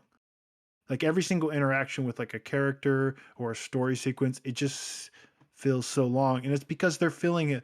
Maybe it's because they're filling it with too much little like chests off to the side or combat. Like, if every single scene or setting in the scenario in the game had like 2 less combat scenarios and like 5 less off the beaten path chests, like, the game would feel a lot better to me. Brad, I would say that based on like, where if I had to get on the yak like 3 times instead of 6 times in that part with Angerboda, like, that would have been so much better. Who would disagree with that? I understand. I mean, I like the conversations on the yak. I'm sorry, Chris Davis. Go ahead. I want to say, like, based on where I think you are in the game, Brad, the way this story is structured is that it wants to have you spend time with these characters, and it wants to maximize that time. But after that initial encounter, those sequences get shorter and shorter. So every time you go back to that, you're cutting out a half or even 3/4 of that interaction time. I mean, so you have more stuff to do and speed the story along. I do think you're getting to I think you are getting to like one of the better parts of the game. Like, I like the pacing does pick up, but we need to move on. I don't know what you want me to tell you, Brad. I feel like there's a natural transition into our community topic. Yes, let's do that. I mean, this is kind of the conversation that led to the inspiration for this topic, which again was, and I don't even remember how this came about, but the question really became like, is it post even Breath of the Wild World? That's the meme that always post Breath of the Wild World, and we throw that term around so willy-nilly now, and it's been 4 years, and it's like, could Nintendo? No, Nick, I remember exactly what it was. It was that when the God of War 2018 came out, because there was like docs and stuff about this, documentaries and or whatever about it, and what's his face, Barlog. He was like, oh, they weren't really confident that they were even making like a good game, and they were surprised that the reviews were like really fucking high, right? And I was like, it seems like when you think about some of these systems and like the UI and like, so like it's a really polished game with like good performances, but there it does seem like some like they probably like had like 8 versions of this loot system at some point, right? Like I feel that when I'm playing God of War, right? Does that make sense? And that sort of got me into the headspace of like, maybe when I play this game, there's like the stuff that they're good at is good, right? But I feel like there's maybe like a little bit of a lack of confidence with some of their systems or whatever. And it sort of like got me into the headspace of like to the point where like they're probably thinking about their next game having no idea what the fuck they're gonna do. And then I thought of like Breath of the Wild, right? And I feel like the opposite. There is like a confidence there, and I feel like I trust them when it comes out to the sequel. There's like no chance they're gonna fuck that up, right? Like, and then I said, I think on the contrary, there's a chance that they could. I think that's what happened, and here we are. So the question does kind of become, Breath of the Wild 2 or Tears of the Kingdom is, I'm still not used to saying, is easily one of the most anticipated games of 2023, and I think a lot of us, I mean, every one of us here, if I remember, was absolutely in love with Breath of the Wild, along with the rest of the world, right? When that game came out, as anyone would be. Were we, Nicholas? I don't know, Crispy. I'm kind of also asking because I don't remember exactly where we fell. I have footage. I have a video of Link standing on a mountain in the cold. Yes. And the video pans out, and it's me standing like on a mountain playing. Oh, yes, Breath I do of the recall Wild, that. and yeah, that was actually really great. That was a good because time. that game was so good.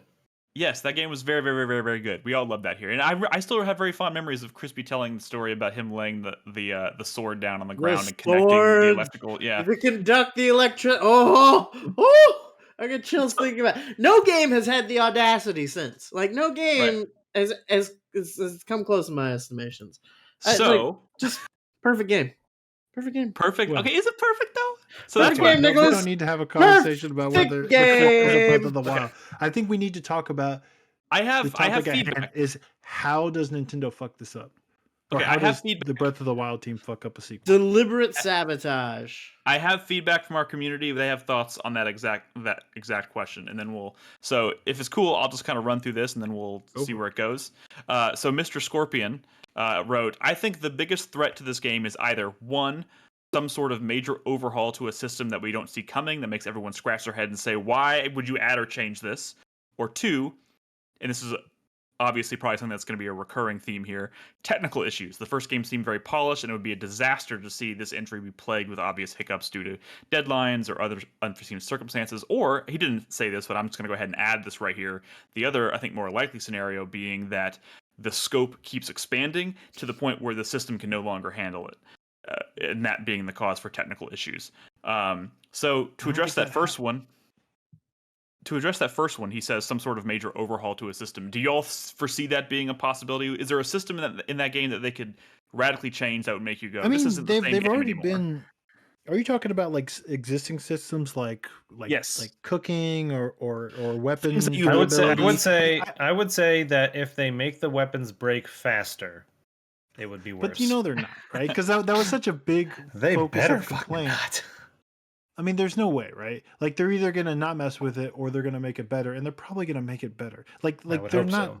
What I'm thinking they'll probably do, because they're more than likely aware of just the how they handled durability of weapons. So what I think they'll do is they will keep that system, but they'll augment it to where you can actually repair your weapons and even improve them. maybe something like that, or does nobody find else another here way feel to like kind of like capture what they were trying to go for with like the weapon durability system. Does nobody else here feel like they would rather them just get rid of the weapon durability system altogether? Am I alone in that? Like, I kind of hated that. I like That's not it. what we're talking about here. We're talking about how do they fuck this up. It's not what we're talking about, but yes, Nick, you are alone. I almost feel like keeping it would be a way of fucking it up. No, that's like, how I feel about the durability system personally. Oh God. I know I'm a heathen for saying that. Oh right. I mean, God. I don't. The thing is, I don't want to talk too much about our thoughts on the first Breath of the Wild because we talked about those to death, right? Like, there's. I like this whole conversation started when I suggested that maybe Breath of the Wild is not perfect and is also is could be fucked up. But I also said that as someone who, like, Breath of the Wild broke onto my top 10 games of all time list. It did not top Ocarina of Time for me, but like I played it and it's on my fucking list. I love that game. I adore that game. It bottomed Ocarina of Time. It bottomed Ocarina of Time, exactly. I mean, they're extremely different games, so I get how they can both be on your list. Right, but so I'm not trying. I wanted to be clear that, like, I do think it's possible that they could potentially make this game worse than Breath of the Wild in some unexpected ways. Oh. But I still love Breath of the Wild.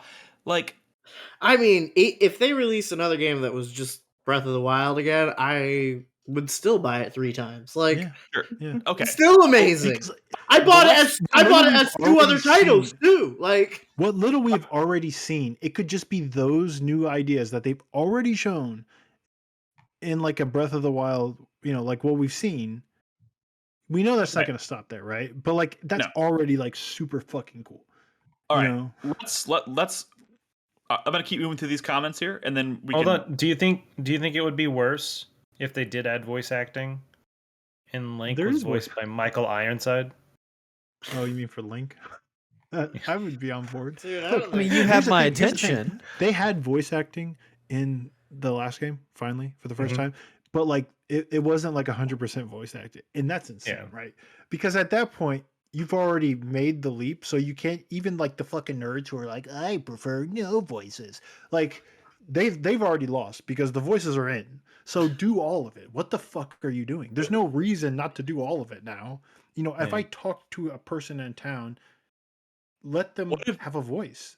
If a Tales of game gives townspeople voices, there's no reason to. Oh shit, Brad, what if they took out the voice acting? Oh, so that it could run now you're better. Being silly. Now you're being silly. So that the game would be more optimized. Nick, you sounded confident in some of your potential concerns, and I know how it got into a conversation of you thought the divine beasts were poo-poo or something, and that's fine. But like, that's not going to make a sequel worse. If fucking out of line behavior, actually. Okay. Hold on. Let's get through these comments here, and then we'll see where it goes. Okay. All right. So the drunken merchant says, and this is building off of what we just talked about, breakable weapons need to be addressed. Like, hold on, let me read the comments that also agree with me, and then we'll get into it. No. The drunken merchant says breakable weapons need to be addressed. The DLC of Breath of the Wild already stripped Link down to nothing. Will that happen again in this game? Will we be scavenging for sticks after defeating Calamity Ganon? Dude, what if we are? Like, that'd be awesome. That'd be great. That is 2 different activities in Breath of the Wild, and they're both very fun. Like that's what I was always saying about weapon durability, is that Link being a scrapper who sometimes just has to like grab a pot lid and a ladle and beat the fuck out of some gobos with it, like that is cool. That's fun. I don't want to pick up a fucking Hylian Knight sword and then use it for 90 hours because like it was good enough, you know? Like fuck that. Also, Nick, the fucking divine beast thing really got under my skin. Okay. All right, we'll get there. Let me just keep going. We'll get there. The merchant also says, all I would really want is an upgrade/repair option for my favorite weapons, even if it becomes available in the second half of the game. That'd be fine. I just feel if you want that original quote-unquote survival aspect of Breath of the Wild, just replay Breath of the Wild. Okay, I don't really know what he means by that last statement. No, he's saying change it because Breath of the Wild will be your stupid durability system that y'all love or some shit. But like, there is value to that. I don't want to get into it. You know, there's something to be said about kind of like inventory getting bigger, and all of a sudden you're kind of like hoarding like the more powerful weapons for like the bigger threats. Like there is a value to that like progression. I like that and like idea. I like people that thought, seem to like forget that. Like there, you get a positive feeling as you start to find like more powerful weapons with longer durability that with different effects. So when you finally take on one of those, you know, hard ass fucking enemies out in the world, you have like an arsenal. Those lion guys. Yeah, those fucking lion guys. You know, like there's value there, and you know, it's very similar to kind of how it was in Fire Emblem. Fire Emblem is a series that has always had weapon durability, and you would get like a really powerful, like a Killing Edge, which had a really high crit count, but you know you can only use it like 25 times. But when you pull it out when you really needed to win a fight, and that was like a really satisfying feeling. Fire Emblem got rid of durability because people wouldn't shut up about it, and you know, there's some cool ideas there, but like there is value to how it was before. Okay, let's talk about Divine Beasts. I know there's other. Okay, fine. Let's have get through that. Because the whole point of us was to take a community conversation and like give our kind of like thoughts on it, right? Okay, I'm sorry. I can't see how much feedback you have in front of you, which is I have two more people to read. I have two more people to read from. But if you want to have the conversation about Divine Beasts, I can do that real quick. Is the conversation specifically like I have to defend my position as to why I don't like the Divine Beasts? My argument was that people are too like one-to-one, like taking parts of Breath of the Wild, holding up against the parts of like classic Zelda, and that's not fair, right? Like, sure, the flying Divine Beast, like in, you know, the Ruto area or whatever, that's not like as cool as, say, you know, a specific temple from an older, like it's not as cool as the Sky Temple from Twilight Princess, right? So, but that exists in that world differently than a dungeon exists in like a classic Zelda game, right? So the fact that those things were just in the world, flying around off on the horizon before you even knew what they were, and as you got closer, and once you got in there, you realized they were giant, like moving dungeons. Sure, maybe you didn't spend as much time in there, but like there's value again to the feeling of seeing those in the world that maybe when you're holding one dungeon up to another in the light, you're not really taking that part into consideration, and that's not fair. Let me articulate some. Wait, hold on, because this whole Divine Beast thing is only happening because I made a statement about, and I feel like I need to articulate it a little bit, because what you said is absolutely correct, and I've always felt that way. Like, being able to see the Divine Beast in the horizon was incredible. It's amazing. It's kind of like when you come over the mountaintop and you see the dragon flying around, right? And you're like, what the fuck is that dragon? Yes. You're like, that shit's amazing. And I'm sure this game is going to be packed with that shit. I love it. The reason the Divine Beast bug me is because or what's the word I'm looking for? Like, the temple design that I love about Zelda was largely relegated to these shrines that were scattered around the world, which is cool in theory, except for the fact that they all looked identical. They all had the exact same style and look to them, which got really old after a while. It really started to bother me.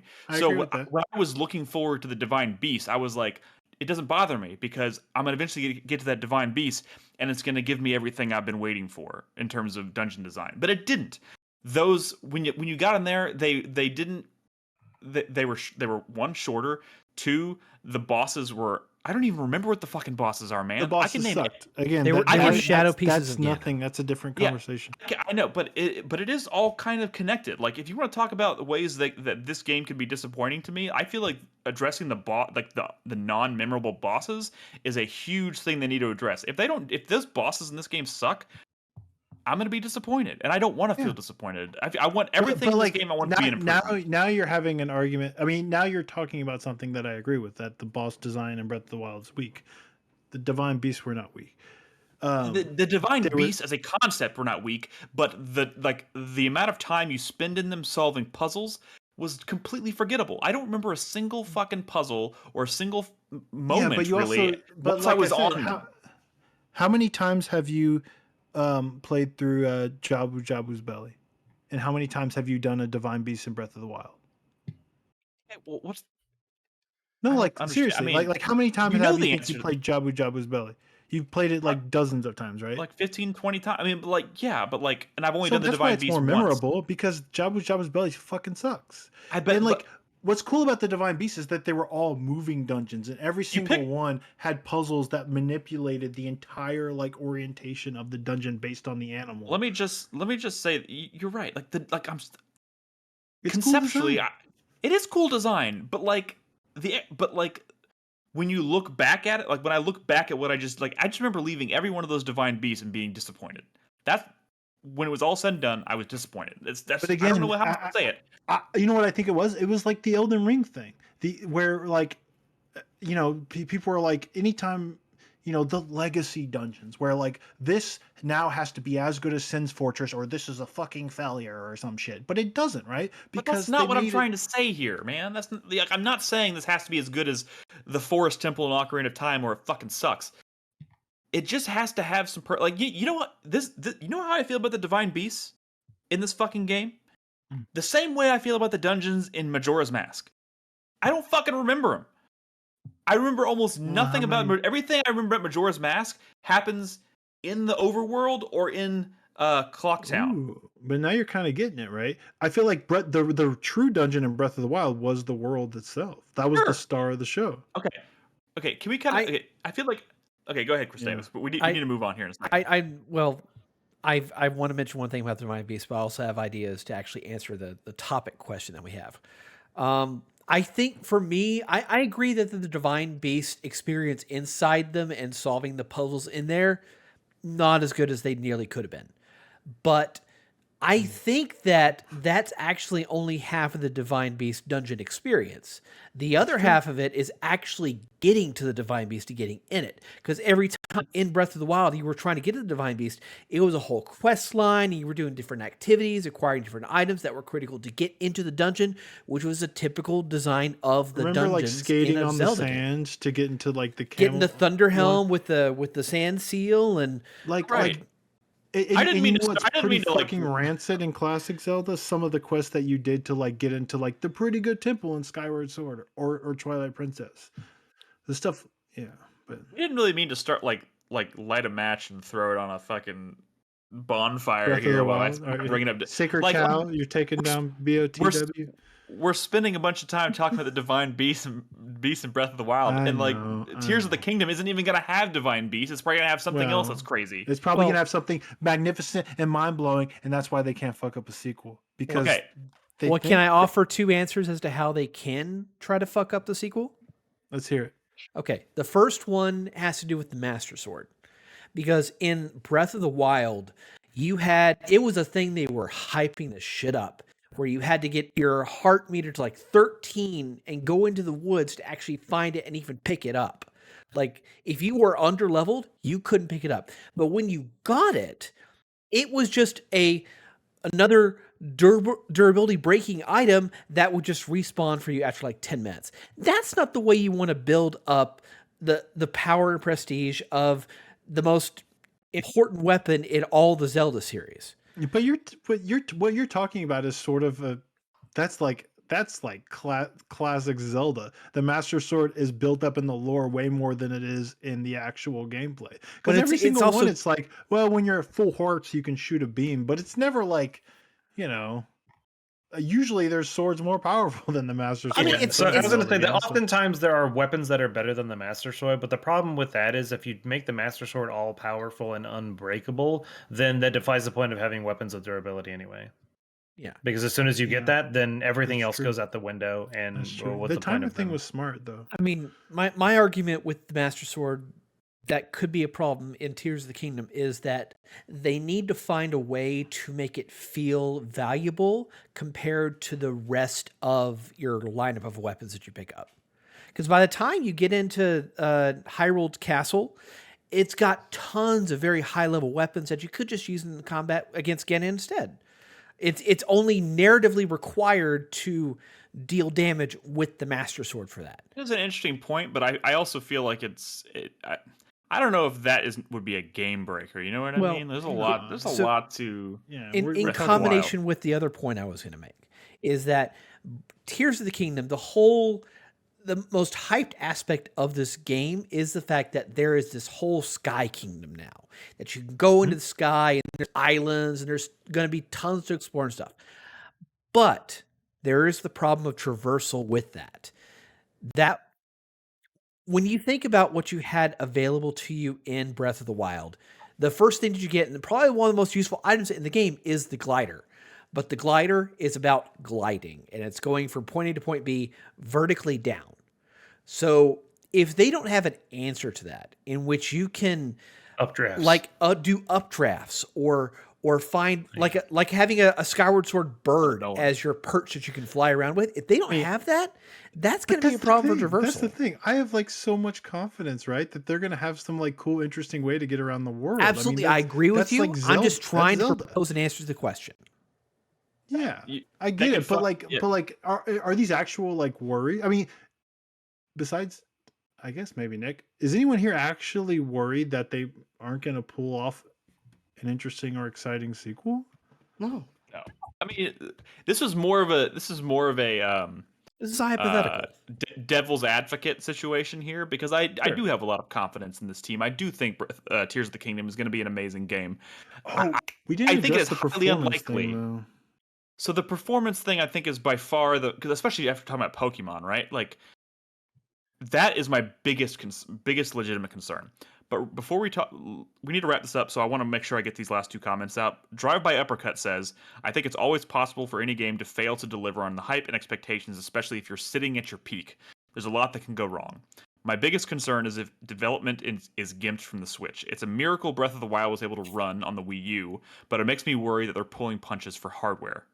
That's a good point, too. This is not being co-developed for the Wii U. This is the first game being developed 100% for the Switch.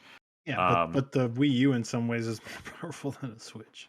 I mean, like look at Bayonetta 2 runs a lot better than fucking Bayonetta 3. It's which leads to 4-player minute in a sense. He says, I'm usually pretty cynical, but Tears of the Kingdom feels like it's in the same boat as Elden Ring. I fully trusted From Software to deliver from its previously established pattern of quality and successes. They delivered beyond my expectations despite flaws and a weaker final 25% of the game.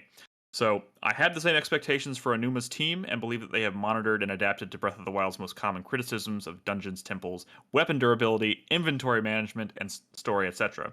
I think it'll be a really good, flawed game. The flawed thing, as the kind of a left field there, because well, of course, I think every game is flawed in some way, obviously, but Breath of the Wild is a hard one to poke holes in. I think. No, I don't think it is. I think people have been poking holes in it since it released, and I think that's fair because it's weird and ambitious, and it does lots of bold things. Something like Link to the Past is a hard one to like poke. Like there are Zelda games that are easy to say this doesn't have many flaws. I think Breath of the Wild does have a lot of potential flaws, and I think the sequel can too. But I think that like shit, ambition, whatever, like cool, crazy ideas are gonna outweigh anything that we're gonna be bitching about. There's a lot of very, very, very small things about Breath of the Wild that probably haven't aged as well as they probably should in the 6 years since the game came out. But there's nothing in there that couldn't be addressed and addressed really well. I want to say I'm not that worried about performance because this is like they've been working on. Well, okay. Here's qualified asterisk whatever. I think that like an A team at Nintendo, they've been working with hardware for a long time. They're going to put out a polished product. I think this is probably going to run just as well, if not better, than Breath of the Wild. I don't think we have to actually worry about that because like a Mario game, like a Zelda game, like they know what they're doing. The asterisk is that I think a Switch Pro was supposed to have been out.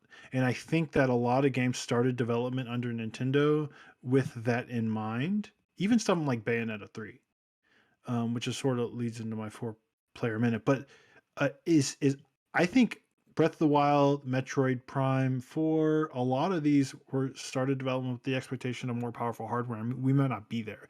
Now, I'm also think that by the time Zelda comes out would be makes sense historically that would be when they're launching maybe a more powerful Switch or even a new Switch, which is soon. But Nintendo surprises with that stuff sometimes. And man, I hope so. I do want to say, as much as I kind of hope you're right, I also don't want to have to worry about also trying to get my hands on hardware before I play this game. You know what I mean? Like if they drop, and we'll figure it out. Well, I mean, I will, but like, like imagine if they were like, hey, Breath of the Wild 2 came out, or just hypothetical, Breath of the Wild 2 came out, you have to, it's going to run best on a PS5.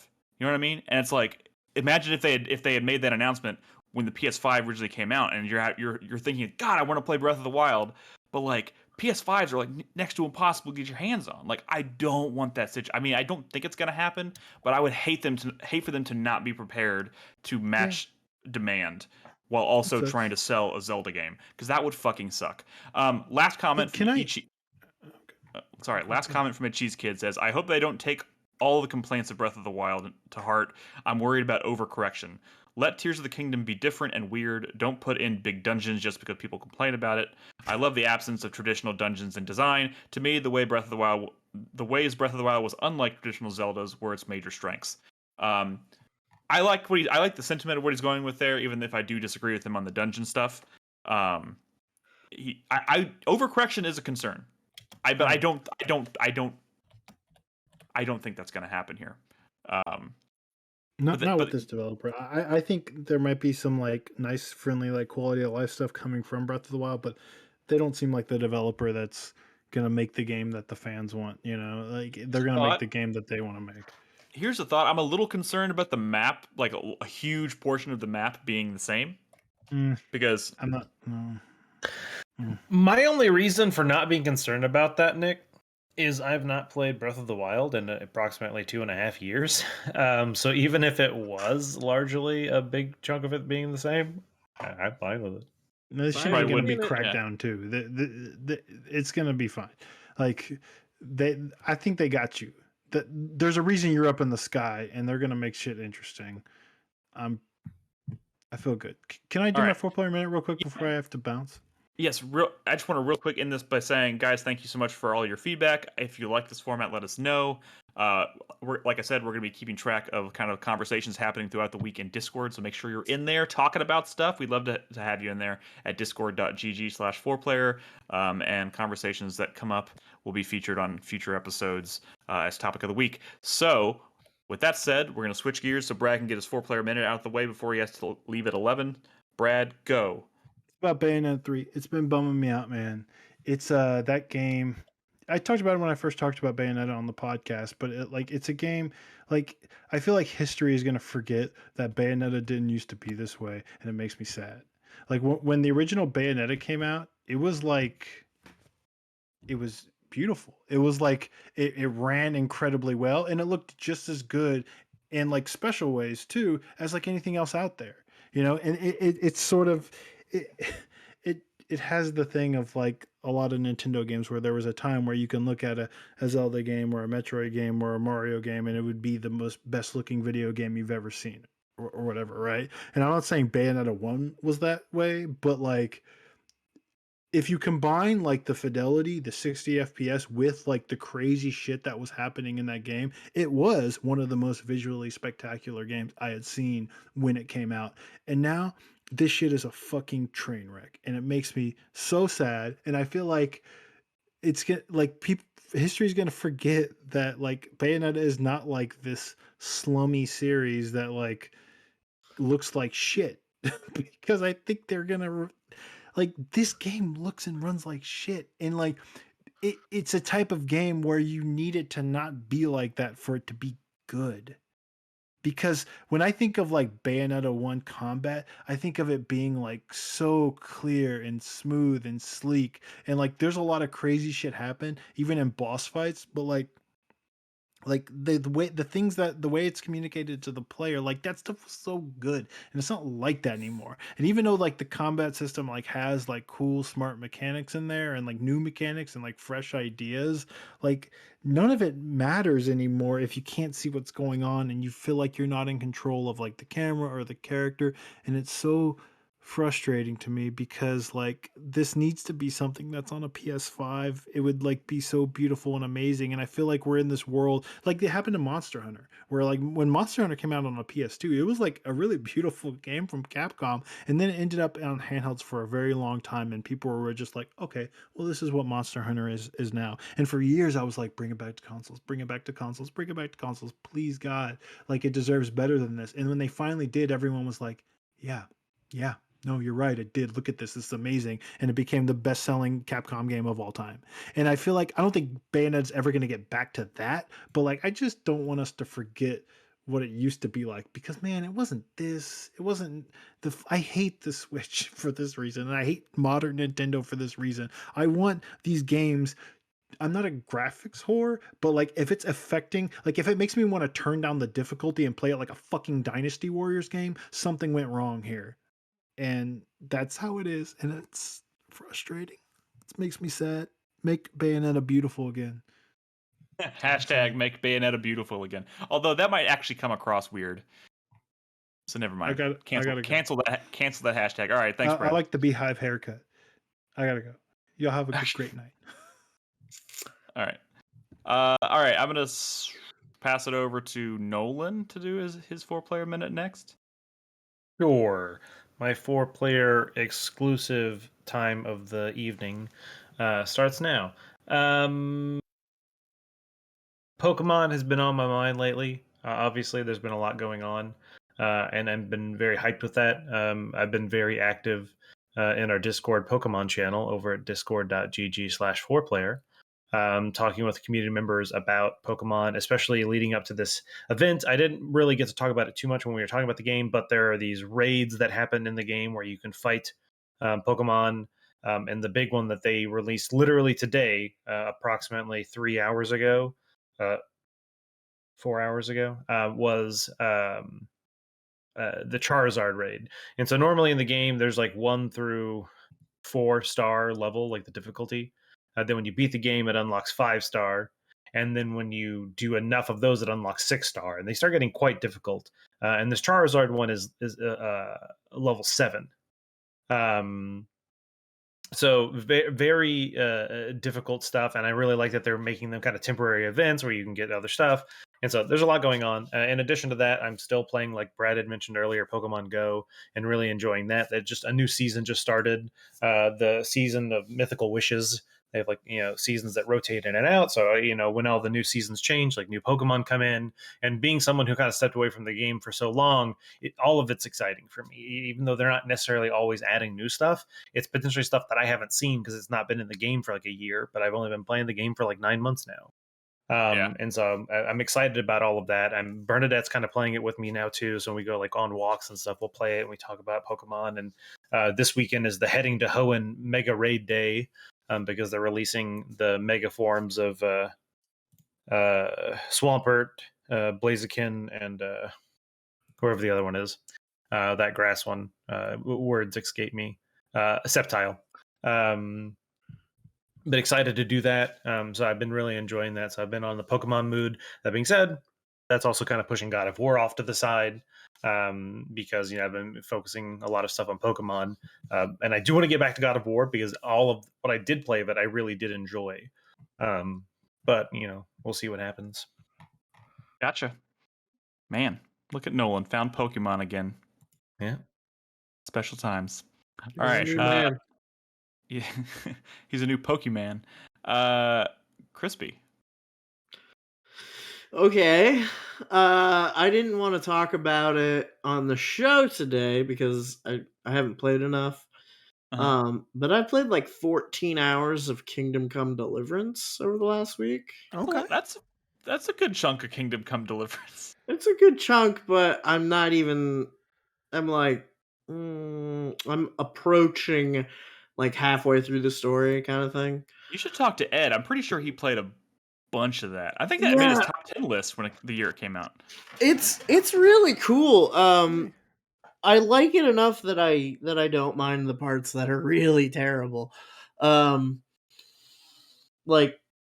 are terrible. I don't know if that's the right word. The combat is a weird thing. The combat's a really, really weird thing. But it's so weird and alien that I can't tell if I just am not good at it or if it's like a bad system.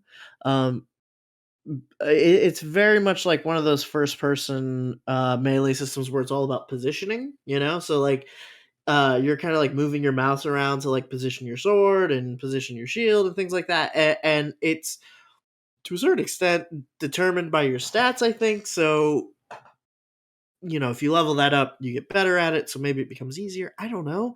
I've been doing it for a while, and it still feels like if I'm fighting two people at the same time, like I'm in trouble.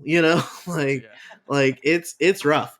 But I guess that's what a real sword fight would be, and that's kind of the whole point of the game. It's one of those first person like immersive sims, which I guess an immersive sim is just a action RPG that's in third person or something, or in first person. I don't know, but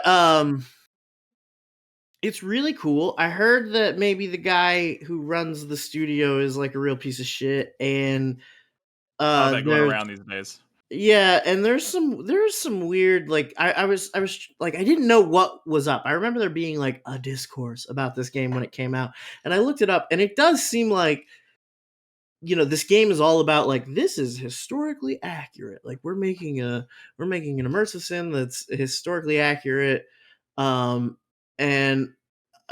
uh, a lot of the controversy came from people in like like historians and stuff who were saying like, well, no, actually, this isn't that accurate. Like you really did make a really whitewashed version of what this is, which is weird to parse out. I'm not a history major. I don't have any credentials in that area, but I can kind of believe it to a certain extent. Also like yeah, because it is weird like making a game about these historical times but giving it like the gravitas of like an action story, right? Because like this is based on real conflicts and real wars, and it's told from like one perspective.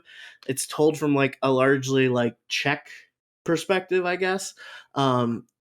And the enemy forces are made up largely of Hungarians. So the game spends a lot of time talking about like how all Hungarians are like fucking savages who love to like rape and murder, and it feels weird. Like there are Hungarians who live in the world today, like if I was Hungarian and I was playing this game, I'd be like, this is kind of weird.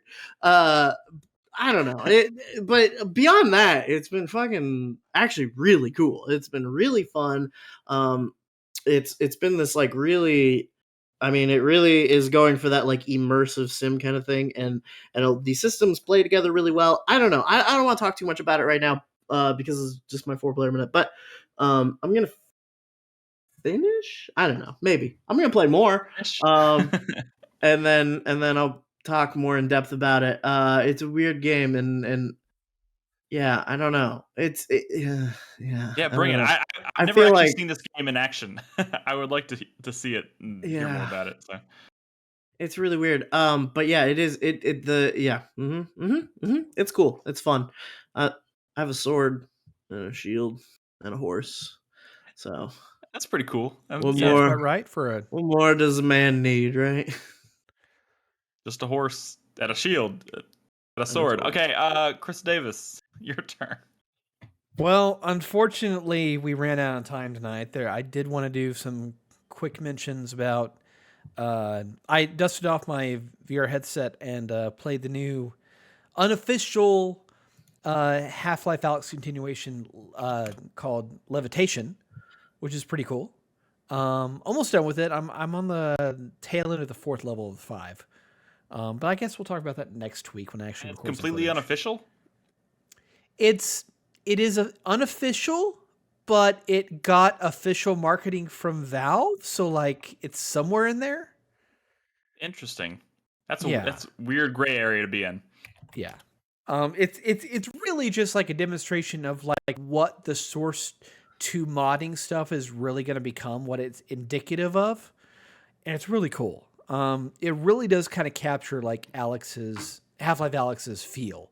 Yeah, I like it. The other thing I was hoping to do tonight was that we could talk about, I made a number of financial purchases over the past week because of Black Friday and Cyber Monday that were probably not the best for my bank account, but we just ran out of time to talk about that. But I did want to, run through a few pickups that I have picked up. I just want to show them off if you don't mind. You're going to show them? Yeah. Oh, they're physical items. Gotcha. Yeah. Oh, he went. So. What the hell did you. Oh my. Okay, this is Chris Davis. First of all, you got to remember this is a podcast, so people listening at home can't see the giant stack. It doesn't matter to me. Then this one. Chris Davis, what the shit? These are all purchases I've made over the past year. This wasn't all Black Friday stuff. If that was the case, I would be financially ruined. But I just want to show off that I've been, sticking to my list and collecting and stuff like that. And I got some really good stuff, man. How many of these did you buy on Black Friday? Or only a couple, actually. I did fulfill my obligation from the previous podcast and picked up Dino Crisis. Dino Crisis. Nice. Yeah. The original Dino Crisis. Yeah, but I got a bunch of stuff here. I got like Greedfall. I've got Hunt Down. Ooh. I actually picked up Persona 5. So I actually own that now. Is that on Xbox? I purchased it on Xbox. I'll tell you why. Because I don't trust Atlus to continue supporting multi-platform development, even though that's probably the best play for them. So every copy they get sold for another platform is like one more chance for Persona 6 to actually launch multi-platform. So okay, fair enough. Also, it was $29, so that was kind of a fair threshold, I felt. But the one I'm especially proud of, I got a boxed copy of Simcopter, and that is fucking awesome. This is one of I argue it's the best SimCity spinoff. It was the coolest fucking thing because you play as a freelance helicopter pilot in a city, and so you're flying around and you're doing various different tasks for the government or people that just need a ride, But as you evolve, you buy and upgrade better helicopters, and you get more abilities. You suddenly get the ability to put out fucking forest fires and fight riots in the streets. Do you get guns? Yes. If you buy the top tier, the top tier helicopter in the game is an Apache. So with all the bells and whistles that you would expect out of an Apache, so you can cause a lot of mayhem. That's a Chris Davis-esque video game. But the coolest thing about it was that it had SimCity 2000 functionality where you could actually import your SimCity 2000 city that you made into the game and fly around in it. That's pretty cool. Can you still do that? Fucking cool. This game has never been officially digitally released. It says Windows 95 on the side of that box. Yeah, because I know. It's just got to point that out. It's funny. Yeah. It wants 16 megabytes of RAM. It wants a hard drive with 15 megabytes of free space, and a quad speed CD-ROM drive. So you're telling me, besides the CD-ROM drive, I could run this on my watch? Theoretically. Wow, that's pretty good. I mean, hey, we can get Doom run on a watch. We might as well see if this can run it. You can get Doom running on a refrigerator these days. Yeah. But no, it's nice haul.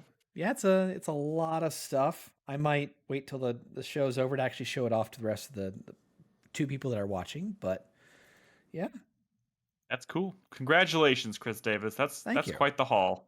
I was gonna say I went on Steam and bought 7 games that were on sale, including Metal Hellsinger, Sinking City, Code Vein. I got Code Vein, which is a game that it's like anime Dark Souls, right? But I've been kind of only mildly interested in playing, but anime Vampire Dark Souls. Yeah, anime Vampire Dark Souls. It was on sale. It's still $60. It was on sale for $8.99. So I was like, it would be dumb if I didn't buy it right now. So I bought that. I got a Medieval. I got Celeste. I bought Far Cry Primal on PC. Yeah, Okay. I got some. Yeah, so I got some stuff, not nearly as much as you did, I suppose. Did you see also the got Persona 4 Golden. Okay. Sorry. Yeah. Did you see the news about Far Cry 6?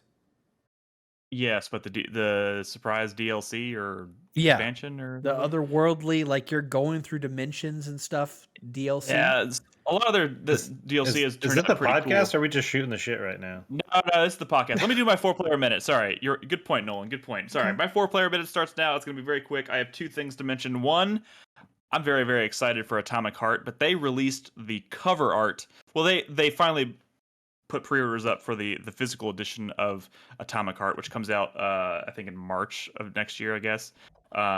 Which, if you remember, is the it looks kind of like BioShock set in Russia. So I don't know.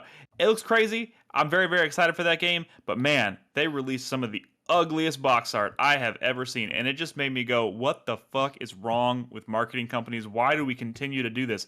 That game, in and of itself, is like a thing of beauty. Like, you look at it in motion and you're like, what the fuck? Like, I really hope that game delivers on what it shows every time they show a trailer, because it looks it looks too good to be real.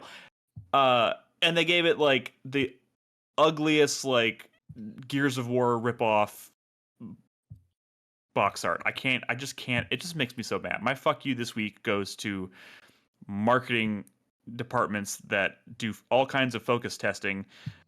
When we live in a country where like half the country identifies as gun. I just, and it shows in our box art. I can't fucking stand it. But on a brighter note, who's the publisher? Oh God, you would ask me that. Maybe somebody in chat knows. It's they got picked up. It was the reason they got delayed. They got picked up by a publisher. I don't think it's Focus Home. Maybe 505. I don't fucking. Somebody in chat look it up. But on a brighter note, there was a surprise announcement today for a game that I'm now very, very excited for. Frictional Games announced a new Amnesia game coming out in March as well. It's called Amnesia: The Bunker, and the twist is it's kind of like a semi-open world Amnesia game set in a defunct World War II bunker, where none of the scares, none of the events of the game are. Not none, but like most of the events in the game are non-scripted.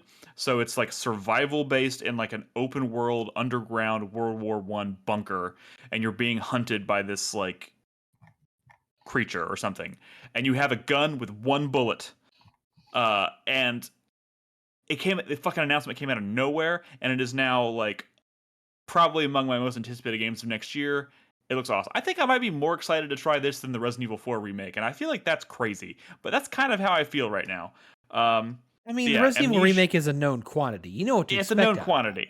It's a known quantity. This is definitely. I mean, Amnesia is a known quantity too, but this is the first one that's not like straight up like a linear game. They're touting it as a survival game, so it has survival elements set in a semi-open world, which is like those. That sounds incredible to me. And the idea that you have a gun with one bullet in it while being hunted in the darkness by some like weird monster is just it sounds too fucking cool. So I'm very, very, very, very, very excited for that. And there we go. That's it. That's our show tonight, guys. Thank you. Well, hold on. Sorry. Let me interrupt real quick, because your fuck you reminded me of my fuck you that I forgot to do. Okay. I was distracted thinking about Pokemon because I was thinking about something joyful, not something that I'm angry about. But my fuck you this week is going to go to Netflix. Anybody heard of this company, Netflix? Yes. I used to go to the movies all the time. At least once a month, if not more than once. But since something weird happened in early 2020, I've been to the movies exactly one time since. What was it? And this, huh? What was it? What movie? I'm just curious. Spider-Man. Oh, yeah. Okay, good point. Yeah. And so I've been one time. I was finally going to make it a second time. I decided, hey, you know what? This new movie that's out, I really want to see it. I'm excited for it. It's getting good reviews. I'm going to go see it. Glass Onion. Netflix pulls it from theaters after 1 week. It wasn't pulled. They announced it as it's coming to theaters for 1 week. But I didn't realize that because I'm a normal human being who doesn't think that movies go to a fucking theater for a week before being pulled until they come out on streaming services a month later. So what the fuck was that bullshit? I didn't find out until, it was too late. I found I was getting good reviews. I decided, hey, I'm going to go see it. I look and there's no movie times because it just doesn't fucking exist in theaters anymore. Now I get to wait till it's out on Netflix to watch it in kind of an inferior way. I wanted to go see it in the theater. I don't understand how Netflix is making money off of this. I really don't. Because if me and Bernadette were to go see it, we'd be buying 2 tickets versus I already pay for Netflix. So it's not like they're getting anything that they weren't already getting from me. They literally would have gotten more money from me. Not from you, but they're pulling in new people who saw Knives Out and want to see a sequel to it, which is a whole other conversation. Do you really think there's that many people that don't have Netflix that are going to get it just for Knives Out? I don't know. But you're right. It is fucked up. I wouldn't be surprised if the Alamo Drafthouse somehow finagles like an extra like special screening of it or something before it releases on Netflix, but I don't know. Yeah, it is pretty fucked up. But anyways, good mention, Nolan. Guys, thank you so much for listening tonight. Like I said at the beginning of the show, don't forget, next week, we're going to be doing live commentary, co-streaming the Game Awards. So if you want to come hang out, come do that. We'll try and get a podcast out next week, maybe talk about Callisto Protocol, talk about Midnight Suns. We'll see what happens, but we'll keep you posted on social media and in Discord. And again, Game of the Year 2022 season is officially started here at 4playernetwork.com. If you want to submit your own top 10 list, you can go do that right now by going to Discord and going into the Game of the Year 2022 channel. There's a form pinned in that channel. And look for our videos, our honorable mentions, stuff coming out towards the end of the month. We're looking forward to it. So, guys, in the meantime, be good to each other, play video games, and we'll see you next week or next time, whatever. You know what I mean. Good night. Bye. Bye.